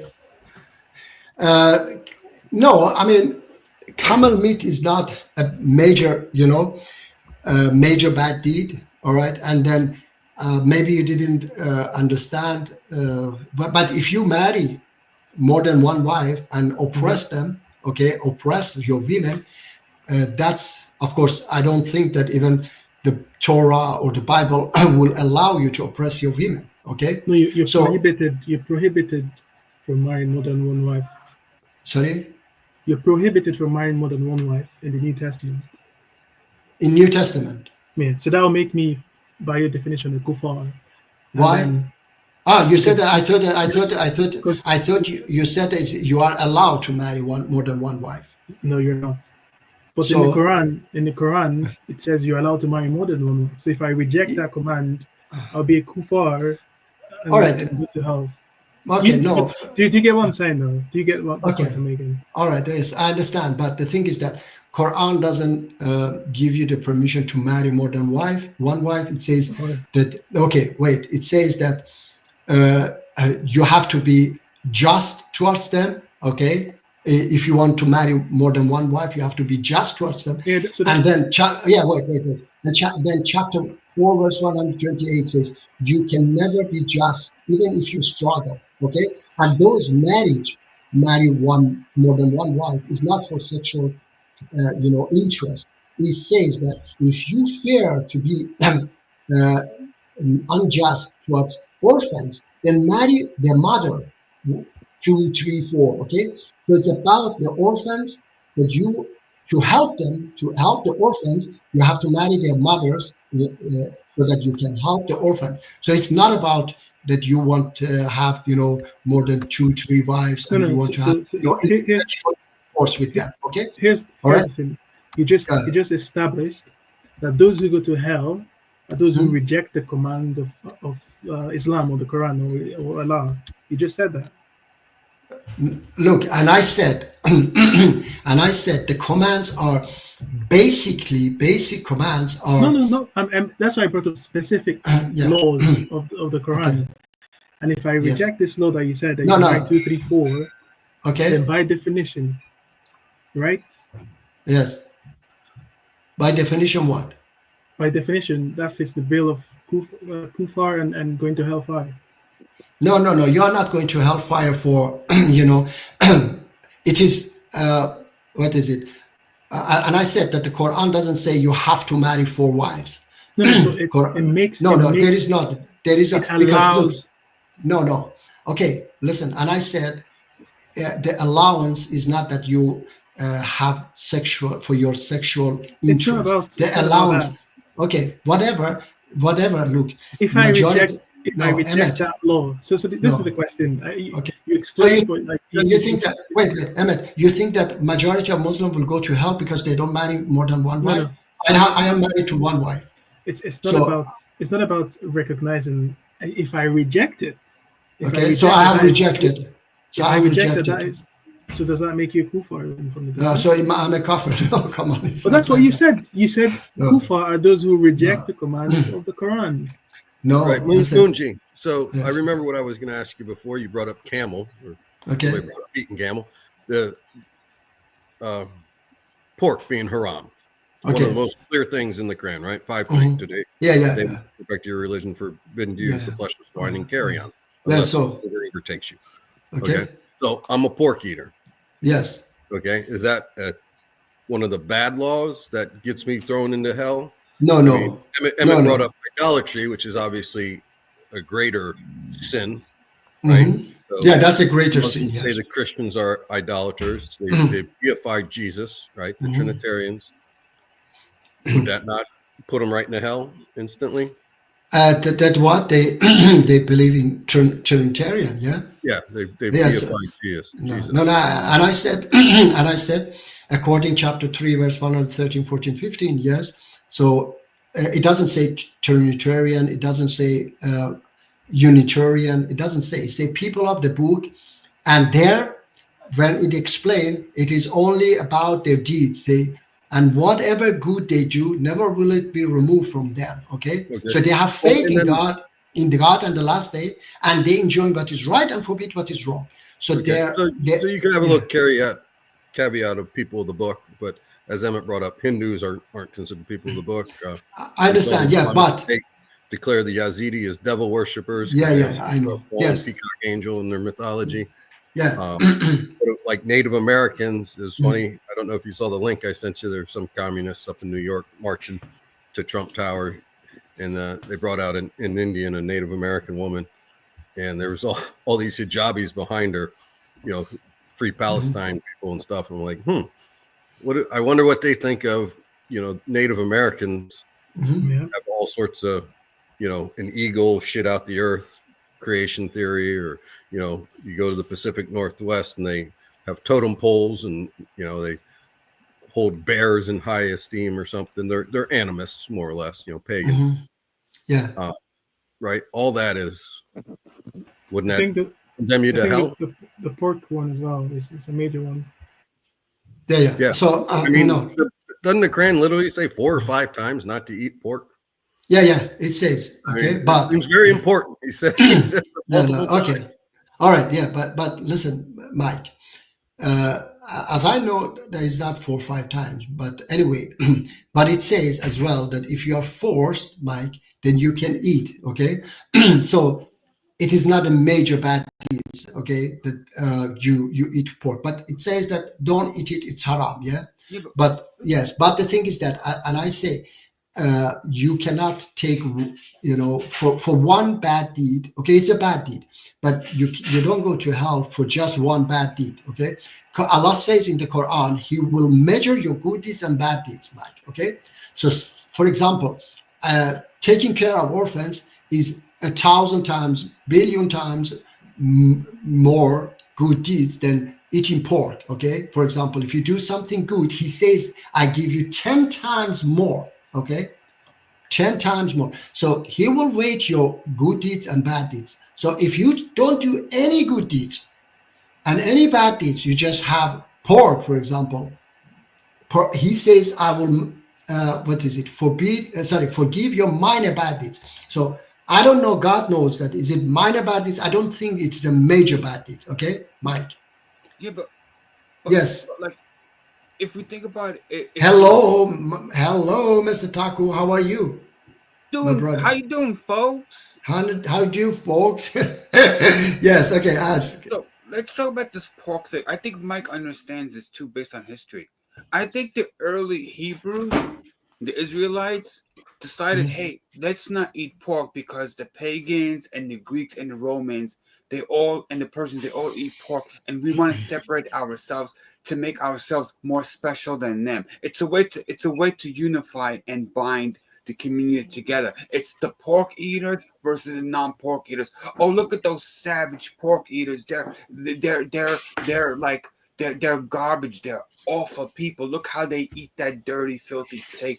We don't eat pig because we're pure, we're holy, we're good. Eating pork is bad morally, but I thought right? The Old Testament said you can't eat something with a cloven hoof and doesn't chew its cud. But here's the thing about pork, though. But pork is I'm not a big meat eater, but let's just say it like this: pork, fish, chicken, poultry. Pork is one of the most healthiest things we can eat if cooked right and made well. It could be very healthy. It's low fat, low cholesterol. It's good for our body. It's like fish and chicken. So why abstain from the other white meat? Right? Does that make any sense, Mike? Yeah, I remember I was talking to a farmer from Alabama, and he's like, he calls them nature's recycling. You feed them anything, in 6 months they can go from a piglet to like 250 pounds, and it's a great source of food. Not nearly as bad as cows that fart too much and take a lot of water and a lot of alfalfa and feed corn and stuff like that. I just have one. Are great. I just have one final question to Muji. Who goes to hell in Islam? according to the Quran? Okay, according our interpretation and understanding, as I said, the oppressors, okay, what doesn't matter what they believe in, it's all about their action, what they do, okay. Those who oppress, those who commit major bad deeds, and they do not do good deeds, okay. So Doesn't matter their again, beliefs. it Doesn't matter. absolutely doesn't matter So their they beliefs. can believe Allah is Whatever. XYZ. Yeah, Allah is the XYZ. Yes, XYZ. I know what you want to say, but they can believe in that. But as long as they are good people, for example, and I said to you, Emmett, This is I said, okay. no, wait, this wait, is wait, not. wait, This is wait. not Islam. This is No, not no, the it's Quran. not. This It's, is no, listen to me. Listen to me. this is not religion. No, This is listen, Emmett. And I told you that according good scholars, our understanding, Which like wait, I know can give you their name as well if you want, but you don't know them, okay? For example, I follow a good scholar. His name is Masood Rajavi, okay? So according us, even what is it? Wait. I'm telling you. I was telling you. Yes, even Ernesto Che Guevara, who was a Marxist, or he was saying that religion is terrible, bad, blah blah blah. Yeah, he will go to heaven because he did the most sacrifice. We believe he was a martyr, and martyr in Islam has the highest position. Has the highest position. I don't mean to cut you off, but I've Yes, listened please, to yeah. you. This is the second time I've come on your live stream. Yes, please. You're welcome. Your position Yes. is you want all mankind to listen to you and people who agree with you. And Okay. why should people listen to your interpretation? It's not my interpretation. It's yours. It's yours. Obviously, Okay. majority, 99.9% of Muslims don't No, agree no, with you. no, no. Even it's I not. don't agree. Even I don't agree with you. No, because So you don't. why know- should you- why, no, why should you know. why should no, so this is the question. Yeah. Why should Okay. all the like say everybody in the world now, why should they stop believing in what they believe in, and why should they Okay. listen to you especially? Okay, because it is according to the Quran. Okay, and I'm not the only one. We are millions, and I No.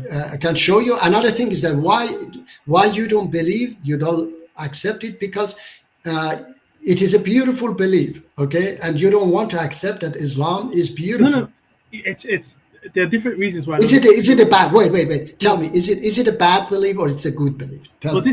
it's your definition of bad and good. No, It's what I'm okay. trying to tell you. Okay. Mike might have his definition of what is bad and good. Tacos might have. So we can all have subjective beliefs of what is bad and good. Where religion and where Christianity supersedes and transcends all this is it's the highest authority telling us what is good and bad, and we can all look at that those principles and abide by them. Mhm. But you're saying we should listen to your interpretation, your understanding of what is good and bad. You can interpret what Allah says, and then and this is why should people listen to you, your view? And I brought you those who want to, for Because example, you're saying no, it's you're saying you can be an atheist, you can be a Okay. devil worshipper, you can be whatever you want as long as you don't do what Muji Bad says is a bad deed. yes, And you're yes. good. So why should people trust you for Yeah, your eternal the Quran salvation? says, and Emmett, I brought for you verses of the Quran.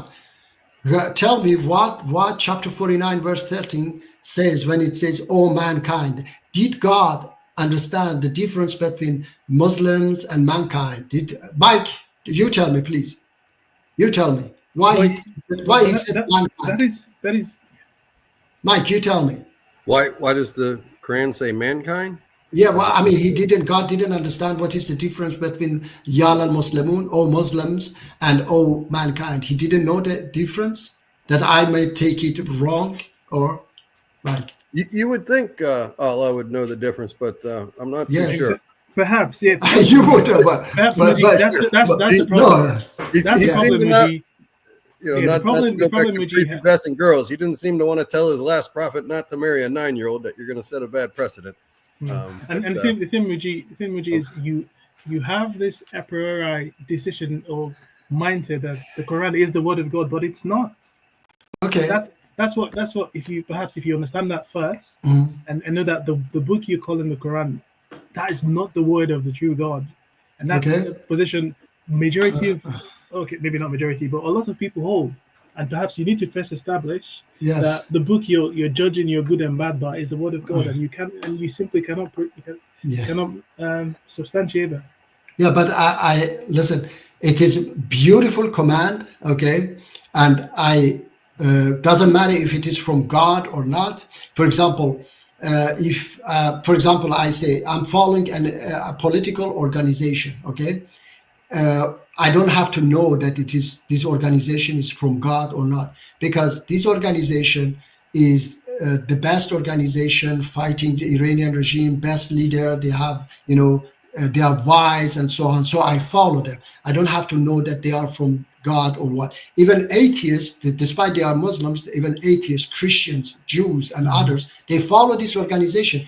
They don't look if this organization is from God or not. Okay, so we don't have to. If something is good, we don't have to make sure that this is from God or not. If something is good, we have to follow it. If my doctor tells me that take this medicine, it is good for you, and I accept that it is. Am I right or wrong, Mike? If my doctor tells me take this medicine, do I have to know that this doctor is from God, prophet of God or not? Mike, can you please tell me? You might want to check and make sure he has a diploma. Yeah. No, so no, the but point. Wait. No, when you say this is good. No. Listen. By what standard are you saying? Mike, just one final. No. I just have to say this. No. Please. Yeah, go on. When you go to doctor, Mike, you don't ask for his diploma. You go to doctor and. You know that this doctor is specialist, for example, they give you a medicine and so on. So you take it because you know that this is a doctor, okay, and his advice is correct and so on. So you don't look for diploma, all right? Nobody accepts. In America, they hang them on the walls. I absolutely do look for their diploma when I walk into the office. But anyway, you trust it. Do we trust that they're licensed and that they're giving us the best advice they can? Sure. But there's also a very common saying, get a second opinion. Especially get a second. Okay. Anyway, if the doctor tells me I have cancer and we got to do chemo and all that, all right. I'm going to go to another doctor and say, hey, diagnose me. One moment. Wait, please. Mike, but you don't, even if you get second, you don't look if they are from God or not. You go in second, okay, now I'm sure, okay, but it doesn't matter if they are from God or not. You see that they are doctor and they tell you something, then you accept, then you take it. It doesn't matter if they are from God or not. So this is my point, okay, that they don't have to be from God. This book doesn't have to be from God. Its teachings is beautiful. I'm following it, okay? It tells me don't, commit murder, don't do this, don't do that, don't oppress, give charity, take care of orphans, love one another, and so on. So yes. So, Mujib, are you saying it doesn't matter if Islam is true or not, or Muhammad was a real prophet? It doesn't matter for me at all. Care? No, I don't care because listen, Tacos, wait, Tacos. I didn't become Muslim because he's a prophet of God or God exists. I became Muslim because the message is beautiful, okay? So, the message is guiding me to a better world, okay? Yes. But if we use that same logic, though, so if Abdullah Hashem, the alleged new Mahdi, has some good ideas and good... Yes, I would follow it, yes. You would follow him even though he's a false prophet? Yes, if he has a good idea, but I know that he's a charlatan. And I know that, okay? Because he's a liar, he's lying. I know that he's a charlatan. He's just taking something from here. He's saying stupid things, a lot of stupid things, okay? Can you read Surah 285? Surah 2? 285? 285, just a moment. 285. Is it on screen? Oh, no. Let me share it. Oh, sorry. Show the screen. Oh. Here. Okay. Yes. The messenger believes in what was revealed to him by his Lord. Okay. So as do the believers. They all believe in God, his angels, his book, and his messengers. We do not distinguish between any of these messengers.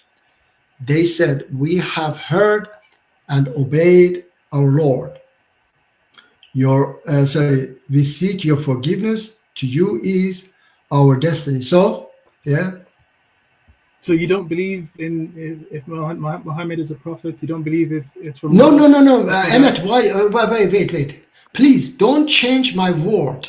I didn't say I don't believe that they are messenger. Did I say, Mike? Did I say that I don't believe that he's a messenger? Did you hear anything? I did not hear that.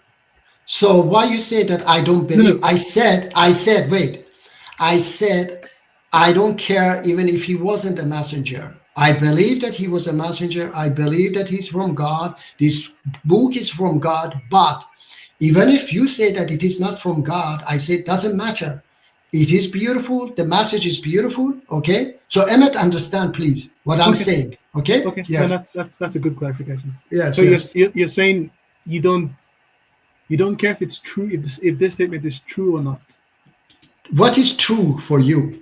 So that statement. So if I wait, yes. So I say, wait. If I said, if the doctor tells you take this medicine, okay, you have to find out if it is true or from God or not, or what? Can you please tell me? Emmett, You will not take it. All the argument was about this. That anything good, take it. Take anything good from whomever it is. Emmett, Yes. what Muji is basically saying is that he believes in the noble lie set forth by Plato. Right. Even a lie, if it's good for the humanity, it could be of benefit. So it doesn't have to be true. So yeah, that's the question I asked him. Was like, so that statement could be false, and you would still believe it. What is false? What Muji is basically saying, if I can understand it, Muji is basically pointing out a metaphysical truth. Like for example, I said we'll put it like this, Emmett. Can something be can something that doesn't exist still be real? Meaning, like, Mickey Mouse is real in our world, but Mickey Mouse doesn't exist. So metaphysically, that's a very powerful metaphysical statement. Something can still be real and not exist at the same time, like Mickey Mouse. So what Muji is basically saying is that, yeah, it doesn't have to exist, but it's still real in our world. So we No, I didn't say that at all. But that's what you're implying metaphysically. Wait. Muji, you're saying a very powerful metaphysical statement. No, I'm saying what I'm saying. You don't care if he's a real prophet or not, as long as the message is good. So that's basically a very powerful metaphysical statement. But don't make it with Mickey Mouse. And I said that but it is Mickey Mouse by analogy. No, but I say if it's very clear. If the doctor tells me to take this medicine because it's good for you, okay, I don't need to know if it is from God or not. I take it, okay. So is that Mickey? You can compare that to Mickey Mouse that doesn't exist? No, I say anything good. In this scenario, you're saying Muhammad is the doctor, and the Quran is the prescription. Yeah. It can be like that, yes. That Quran is the description, how to behave, how to live your life in this world, that you are a good person. And then it's not about that, Emmett. Mostly it's about that Quran is going to guide us to a better world, a world that this world that we are living in, I say, it is the result of Abrahamic religion. Judaism, Christianity, and Islam. Okay, for example, Arab Bedouins, they were burying their daughters alive. Quran stopped that. Okay, and many other things, like for example, alcohol is killing millions of people other places, but among Muslims, it doesn't. So it is a safer world. Okay? No. Yes. Okay. So when you talk about, say, the hereafter, okay, does any man know what the hereafter is? Who knows? No one knows except God. Except God. Even the Quran says. So you should care if somebody's telling me something about the afterlife, if it's from God or not. Okay. If it's because it could be somebody's imagination. Yeah, right? But doesn't matter. I'm not. Wait, Emmett. Your problem is that you think I'm a Muslim because of hereafter. This is no. I haven't said that. You're saying you can take whatever Muhammad says, and you don't care if it's from God or not. It's just like Okay. your prescription. No, from the no, doctor. no. Listen, wait. Listen, it is not that I don't care, okay, or I don't believe. No, I believe that it is from God, okay. Okay. But wait, I believe that it is from God.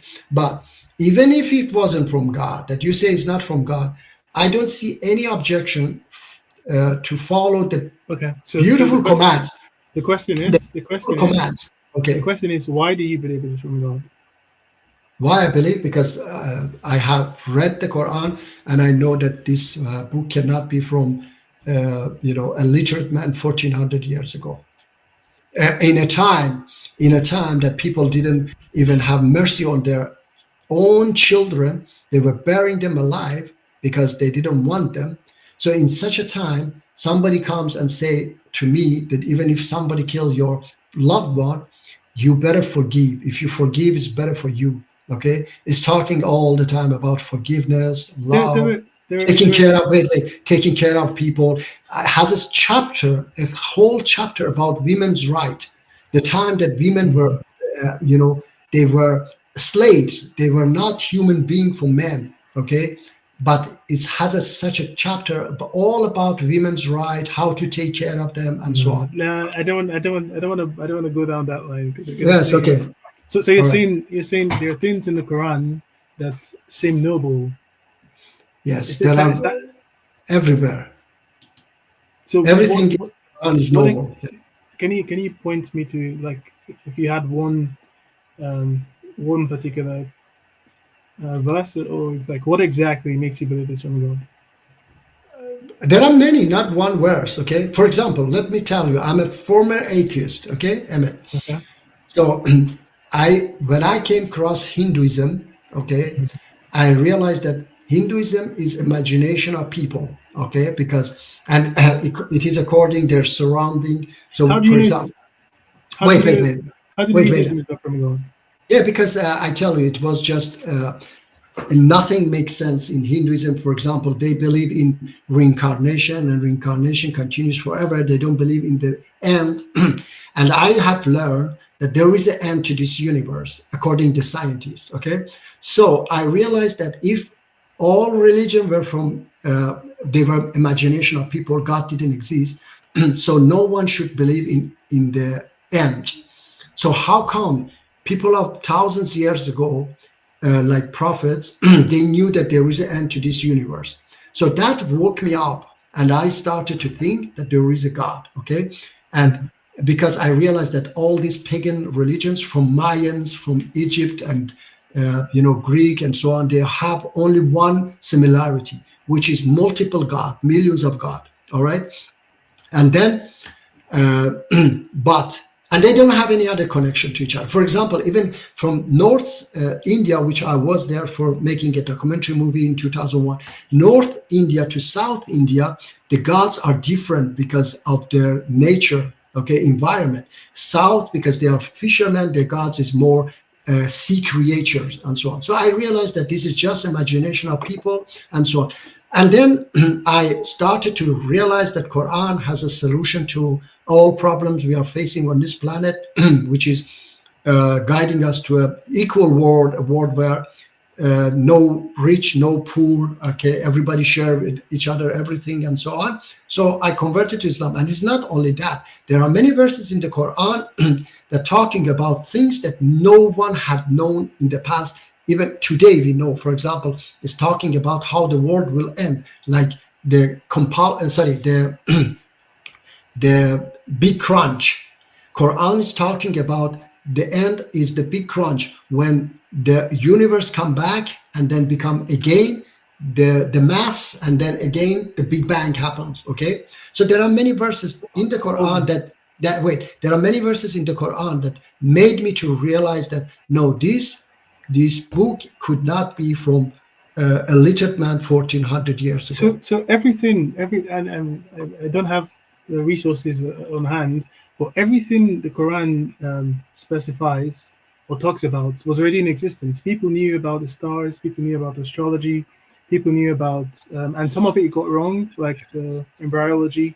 So everything the Quran espouses in the 7th century was well known in their time. It's not like it's not. Ah, like so okay, let me see. Wait, for, Emmett. for instance, the Bible, even in the Old Testament, Okay.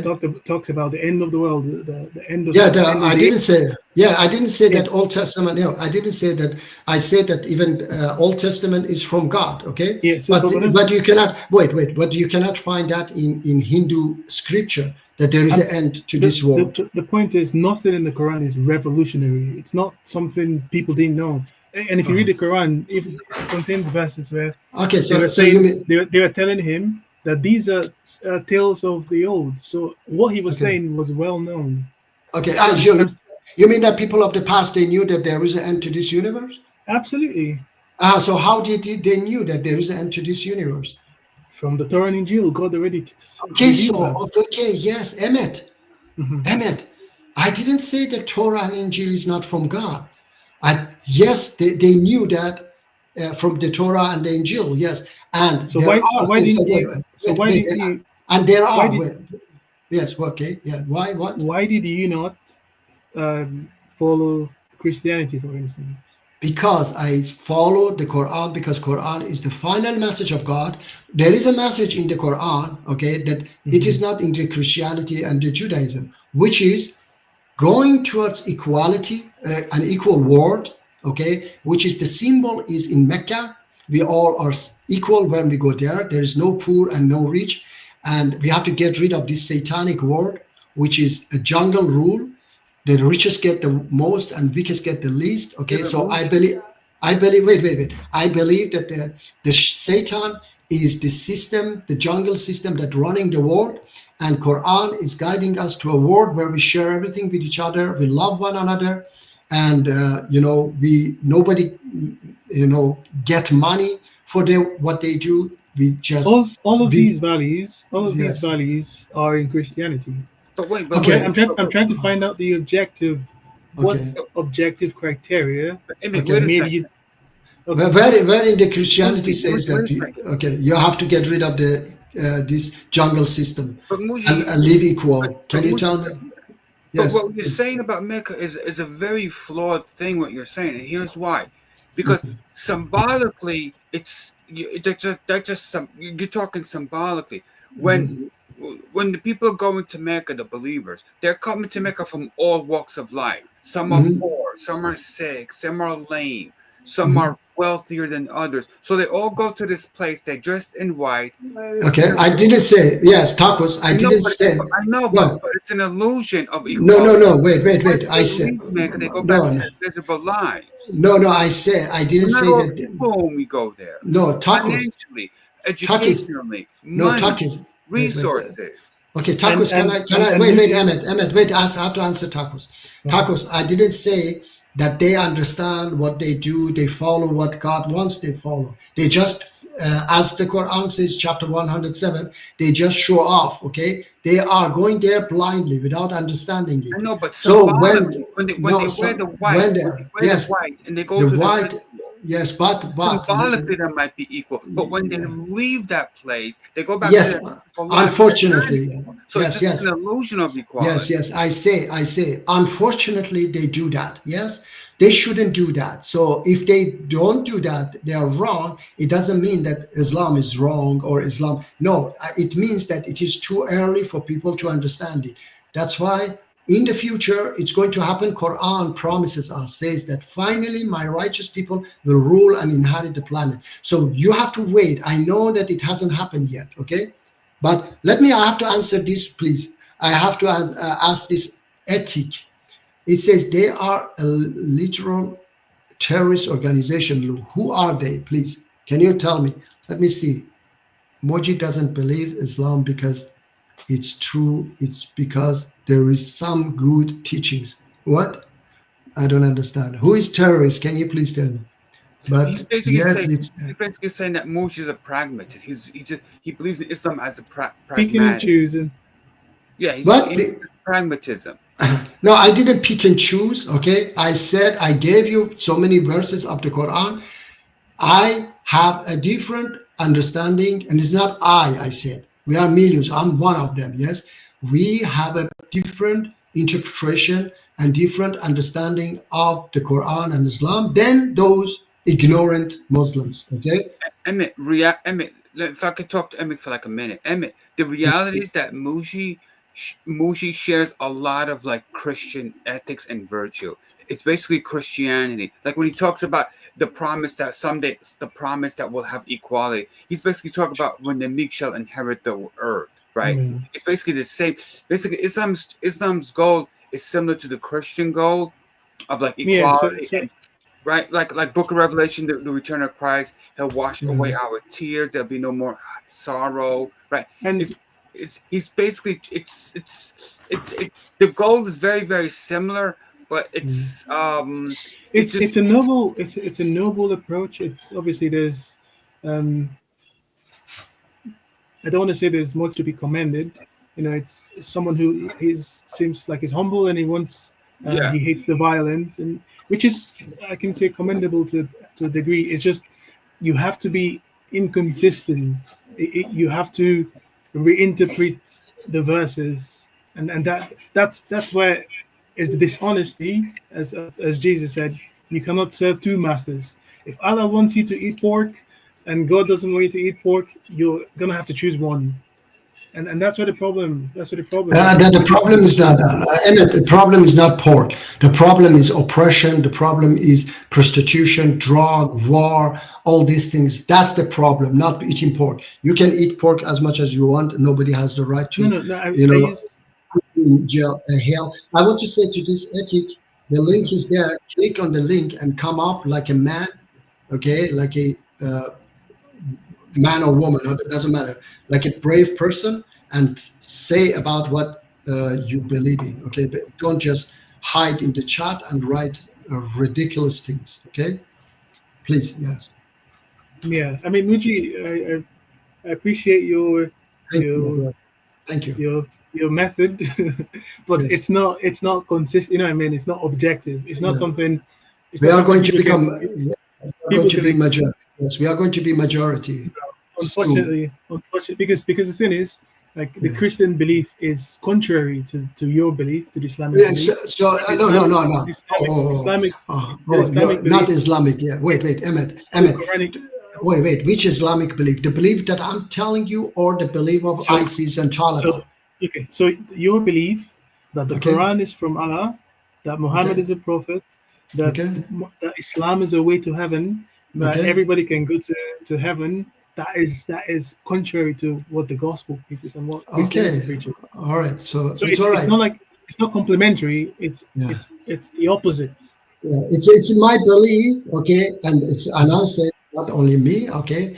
We are millions, and it's our beliefs according to Quran. Anybody who do good, well, let me read for you the verses of the Quran, please, so that you know. I'll just say please read the Gospels and read. I have read the John, okay, and I didn't look for. Jesus. It says Jesus is the way, the truth, and the life, and no one can come to the Father but by Him. Okay. So, like the Christianity and the message of Jesus is exclusive. Okay. Let me read for you this chapter 42, verse 23. Anyone who does good to others, we give more good for him in it. Chapter 22, verse 37. Give good news to those who do good to others. Chapter 39, verse 10. Ultimate good awaits those who do good in this world. Chapter 28, verse 77. Do good to others as Allah has done good to you. Chapter 41, verse 46.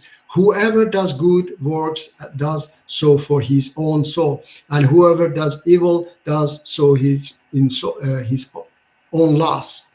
And never does God do the least wrong to his creature. There are many verses, so it is not I'm making up something. It is all from the Quran, that anyone who does good will be rewarded. So ethic, come up, please. There is the link, and come. Do you agree that what is good to you might not be good to me? So what is good? Quran says what is good. Doing, giving charities, taking care of orphans, not harming people, oppression are bad. So these are good things that Allah says in the Quran. That yes. Salam alaikum, brother Sayyid. How are you, inshallah? Wa alaikum salam. I can explain to about the salvation in Islam. It's not exclusive for just for one group of people, but it's inclusive. Yeah, anyone can go to paradise if you believe in Creator and do good. You go to paradise. You don't need a God's son blood to go to paradise. It's exclusive. A Hindu can go to paradise, or Buddhist or anyone who believe in God and do good thing, they go to paradise. Christianity, only Christian can go to. We don't even know which Christian go to, which denomination of Christian go to paradise. Catholics say only they go to By the way, Sayed, I have to say this. I saw on TikTok there was some Christians saying that Catholic and I don't know another one, they are not Christians. Okay, there was a Christian guy who was saying there are two groups of Christian. One of them was Catholic, another one I don't remember was what was that they are not real Christians. So unfortunately, we have this in Islam as well. Yeah, that these extremist Muslims, they say, oh, nobody will go to heaven, not even Shias, or Shia says Sunnis. Okay, so this is unfortunately typical Muji spamming verses as I told you. Ethic, just come up, please. All right, and then tell me who is terrorist. Okay, so be a man and come up. Yes. Also, the reality is just because like one religion becomes the world dominant religion, let's say for example Islam in like 50 years, it doesn't mean that Islam becoming the world dominant religion is going to make the world any better than what we already have now. All it's going to do is it's going to create more Muslims who are going to have their own opinions. It's going to create more factions and more like tribalism. It's more of the same. Doesn't make it better. No, Tacos, I said that, okay? I said we will become those who are oppressed. Quran says the oppressed will rule and inherit the planet, okay? Yeah, that comes from the Bible. The meek shall inherit the earth. Yeah, so anyway, it's coming from Bible or whatever I say.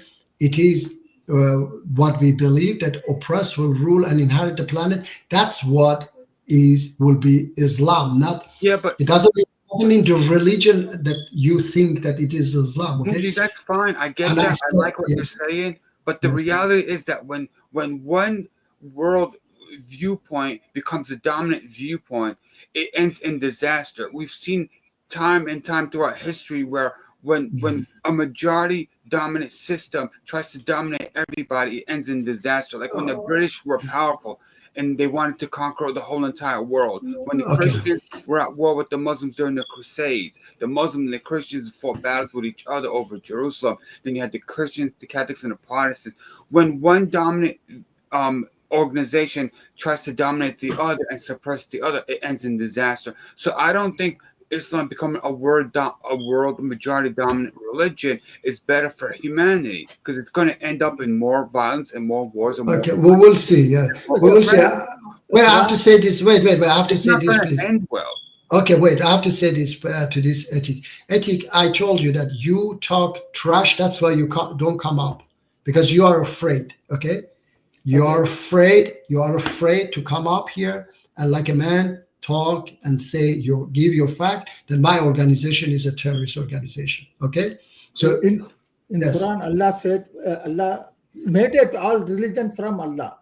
Okay, the Christianity, Judaism, Islam, Hinduism, all religion from Allah. It is in the Quran.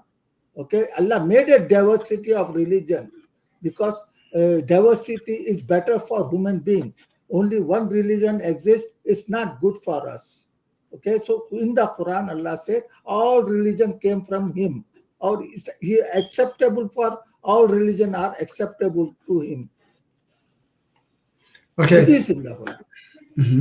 Guys, Emmett, you want to say? I've got to go, but I don't. Yeah. Anyways, I just encourage you to perhaps read the Bible and.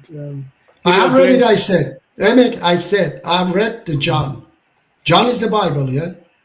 So John is one of the books in the New Yeah. Testament. Okay. All right. So there are a few books, and if you read the whole of John, read this Matthew and Mark, and if you have Okay. questions, but I think you'd see that it's a completely different religion, All right. completely. Now, I'm way of looking life. actually. Wait. When I was also reading the John, I was looking for good commands. I wasn't looking for, oh, look, here it says something. Oh, I was looking for good commands, all right, good teachings.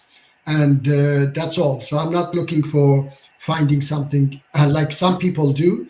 I have seen many Muslims, so-called Muslims, they go and say, oh, chapter this and verse this says this and that, okay? So I'm not looking for such things in the Bible. So if you have, and then Martin usually send me verses that, okay, Remember, this verse says this, and I say, okay, thank you, lovely, okay, yeah. But remember when you said, you believe it's from God. If you believe something is from God, why would you, look at it so skeptically? It's almost like you're like you said, you're just looking for particular things, and you're not looking to believe the whole book. And like I showed you in Surah 9, 285 or something, it says you must believe in the books. So if you believe in the Old Testament and the New Testament, why are you looking only for specific good, what you think are good commands? Why don't you believe the whole? So I have to believe in bad things as well, or what? So do you think God will command bad things in this book? No, I don't believe that God commands bad deeds, but I'd say people have added bad things there. Okay, unfortunately. So for example, stoning. Like for example, stoning adulterers. I don't believe that those are from God. I believe they are from people. Yes. So it was added in the Old Testament. And unfortunately, every single extremist Muslims, when I tell them that stoning adulterers was pagan rituals, they say, oh no, look, it is in the Bible and the Torah. I say, how come they are, you say that those books are corrupted, but when it comes to these barbaric actions, stoning adulterers, you just run to those books to prove your stupid, beliefs. Well, that's from the book of Leviticus. Yeah, whatever. Yeah. So it is. So okay. So you think when was the stoning added in the Torah and in Injil? Was before, of course. Yeah. So before the Quran is revealed. Yes, before the Quran is revealed, of course. Yeah. Because Quran says that as well, that they write books with their own hands and say it is from our Lord. Yeah, 279, but it doesn't say it's a different book. They write books and people have written different Qurans. It doesn't say it's the Torah they rewrote or the. Yeah, but you believe yourself, Emmett. Do you believe yourself that stoning a human being for sexual intercourse is from the most loving God? Do you believe in that? So this is the thing. Even I don't know if it's your Quran or your Hadith. There are some things that God approves that are good. I don't know if you know that verse that you might find hard to accept. Do you know that verse? Yeah, I have. I don't know. I don't remember if it was a verse. But do you want me to find it? Yes, please. Yeah. Okay, 1 second.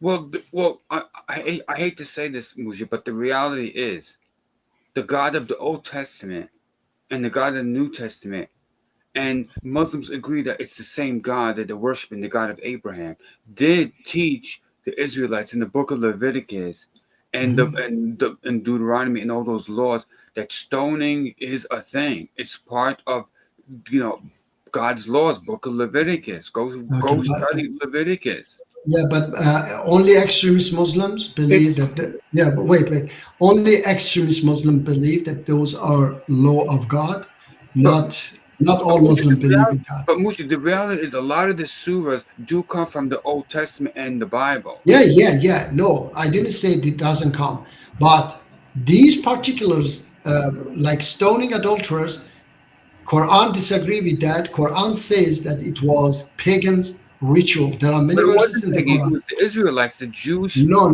People were doing it. That's where it comes. Book of Leviticus. It's a book. I know, but believers. Yeah, Tacos, you mix things with each other. We are talking about the Quran or the book of the Torah and But the book of the Torah, the book of the Talmud, the book of Leviticus. No, I know. I'm not talking about that. Those are books of the believers. Yes, yes. I say I'm not talking about that. The I'm people talking of the book believe this, not pagans. No, I say I'm talking about the Quran. Quran says stoning was a practice of the pagans. There are many verses. It's part of the believers. The believers. Okay, and I say the believers are they part of the book? And I'm saying to you, Tacos, according to Quran, it was pagans Sharia law. It was pagans Sharia law. Pagans were stoning each other. Okay, so it is according to Quran. No, I know. I say. You know who wrote the 5 books? You know who wrote the 5 books of the Torah? That's the book of Moses. I tell you that. Okay. No, I say Moses didn't say that. Okay. Yes, he did. He wrote the 5 books of the Torah. 5 books of Moses. So this is what we are going to talk about. That I do not believe that Moses, as like I say that, for example, Muslim extremists say, "Oh, Bukhari is what Prophet Muhammad said," and I say, "No, I do not believe that what Bukhari says is what Prophet Muhammad said. It is a great lie. Bukhari lied that Prophet Muhammad said this and that. So, and I say the same. They lied that Moses or Jesus said this. For example, Emmett, for example, when I say Jesus said, the one who has no sin cast the first stone, these Muslim extremists say, no, that's fabricated. Jesus didn't say. I say, yes, that's from Jesus, because no human would say that. Okay, so can you read? Can you? Sorry, Takis. I just want him to read something. Surah 2:16. Wait. Share screen. Share. 2:16. 2:16. Okay. Yes. Fighting is ordained for you, even though it repulses you. Okay. You may hate something that is good for you, or love something that is evil for you. God knows, but you do not. Okay. So it is. I understand that this is about fighting. Okay. That you may think that it is difficult, or it is we have to go to fight. I understand this. Okay. But it doesn't. So it says you may hate something that is good, and I'm not saying this verse proves anything. I'm just saying it is possible, even in your framework, for God to tell you things that you don't necessarily agree with. It doesn't mean that it's evil. Do you agree from this verse? Not from this verse. I do not agree that this verse means that. Okay. What do you understand from the verse? The verse, I understand that is talking about fighting. You might not like fighting, okay, because you are afraid to go and get killed or injured. That's why God says fight, okay, because it's good for you, and you might not understand that it is good for you to go and fight. For example, and now Russia has attacked Ukraine. If the leaders say go and fight, you might not like that, okay, but it is good for you to go and fight, because you will be, fighting the oppressor, the occupier. Okay, it's something like that. Not that God. Okay, you think, Emmett? So look at here. The point is. So the point is. Yeah, wait, Emmett. Jesus said, the one who has no sin cast the first stone. Okay, so I say this is from God, because God says that we are all sinner. Okay, so how come God before said the sinners may stone and other sinners? So Muji just made a powerful statement right there, whether he knows it or not. Just like in the Quran, we have surahs who are like abrogations. So when Jesus is saying, "Oh, don't stoning," he's referring. So Jesus in that point is acting like a prophet who's abrogating the word. I said, wait. That's abrogation, because look, it says right here. No, I didn't. Leviticus 20:10. If a man commits adultery with the wife of his neighbor, both the adulterer and the aggressors shall surely be put to death. This and part of the Muslim law. And hold on, just to make one more point. You see, in the command, it was the man and the woman to be stoned. Okay. But in the time of Jesus, they brought just the woman Okay. You see, so they were not practicing the law to the fullest Right. extent. But even then, God was Jesus. That's why He is God. He can point to the fuller performance of the law. That it's what you do in your heart, right? And you can also simplify and say, okay, He came to fulfill the law, and He wasn't necessary. And He's God, and He can just forgive. Okay. You know, Now, it says the Son of no, Man he has didn't power. forgive. No, He didn't So that's forgive. basically, so No, that's basically he forgave her. No, no. so basically that's abrogation. Like So it's if you something read- that's abrogation. Okay, Muji- we are talking over each other. Yeah, but Muji, you can bring up the verse. He forgave her. No, I know. Listen to me. I said that the verse has two different messages. He said that the one who has no sin cast the first stone. So the message was that you are sinners. You cannot punish another sinner. Okay. And then he said to her that go and live a life without sin. Okay. Yeah. So whatever he forgave her or not, that's something else. It's okay. Yeah. We are not talking about that. So she was a sinner. He accepted that she was a sinner. And that's why he told her, go and live a life without sin. But he said to the people, don't stone because you are all sinners. So how come in the past he allowed people, sinners, stone another sinner, and then there later he said that, okay, now from now on, sinners have no right to stone another sinner. No, I say God was always, how do you say, consistent, in His commands that we are sinners. He didn't want us to, punish each other, especially in this way, stoning each other. Here's what you're missing is that the Jews were actually following the Torah. Okay. So they were following what was revealed. Uh-huh. You must accept. You must accept this. It wasn't something they fabricated. It was something Okay. that was in the Torah, and even in the first century, they were still practicing it. But Okay. the problem with that particular instance, that event, is they weren't even following the law properly. They brought just the woman, and they brought her to Jesus for Him to pass the final judgment. But So in if his they position, brought both of them, so if they brought the man as well, both of them, then Jesus would say, okay, let's stone her. no. Then, So there are two aspects of that. Obviously, we have to deal with what happened. Is Okay. God can forgive sins, and He said it in I know, somewhere definitely. else. And He says Yes. while He was on earth, He could forgive. So that was one of Okay. the things He did. all right. there. Well, how about Awesome. after He wasn't on earth? Well, should we continue to stone them or not? So again, that's why I mentioned that He came to fulfill the law. So once he's paid the point of a law, if there's a law, if you break the law, the point of the law is justice or equality, right? If I say if you do this, that will happen. If the consequences happened, then there's no point of the law. And so the point of law, as the Bible says, the wages of sin is death. God gave humanity a law. If you break this law, this will happen. When Jesus came and died, He fulfilled the law. So if an example, if a judge finds a man guilty and he pronounces judgment on the man, the law, the legal prescription doesn't have authority on the man while he's in jail. The law has done its part, and the law cannot apply to him again. So that's what Jesus came to do. He took on the consequence of the law. So you don't need to keep applying the law when it has already been applied. All right. Anyway, I just say that I believe that. But do you understand why we don't stone people now?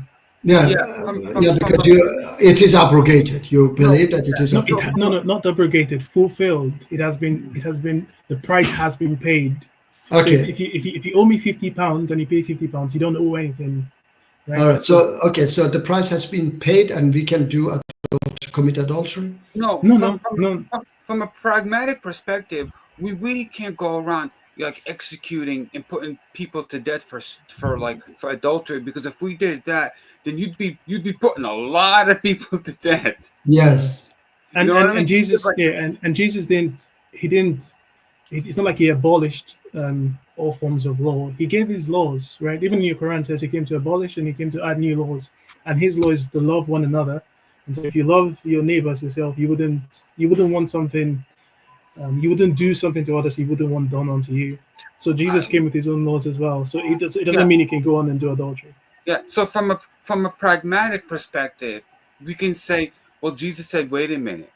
I mean, it's impractical to put people to death for adultery, because if we started doing that, we'd have to put a lot of people to death, and that's not practical. Like, how many people do we kill per day caught in adultery? You know what I mean? Because even in modern day, even in the modern world, adultery is very, very common. It's common in the Muslim world, the Hindu world, the Christian world. Everybody's doing it. From maybe, I don't know, 30% of the population, maybe more, has committed adultery or had an affair in the past. So I mean, that's a lot of people you'd be putting in graveyards. All right. Anyway, so we have to wrap it up. Just have to. Thank you all for being here. We can continue discussion next week. Please read read the Gospels more, and you'd see that. All right. I don't think you can hold the position you hold. You have to accept the one or the other. All right. Okay. But please, I respect your desire for peace and not violence. So thank you. Yeah. Thank you very much, my brother. Thank you for being here, everyone. God bless you all. See you next week. Yeah. Cheers. Yeah. Cheers. Thank you. Assalamu alaikum, my brother Sayed. Takos, Everybody. Thank you. Take care. Takos. See you next week. Thank you. Bye bye.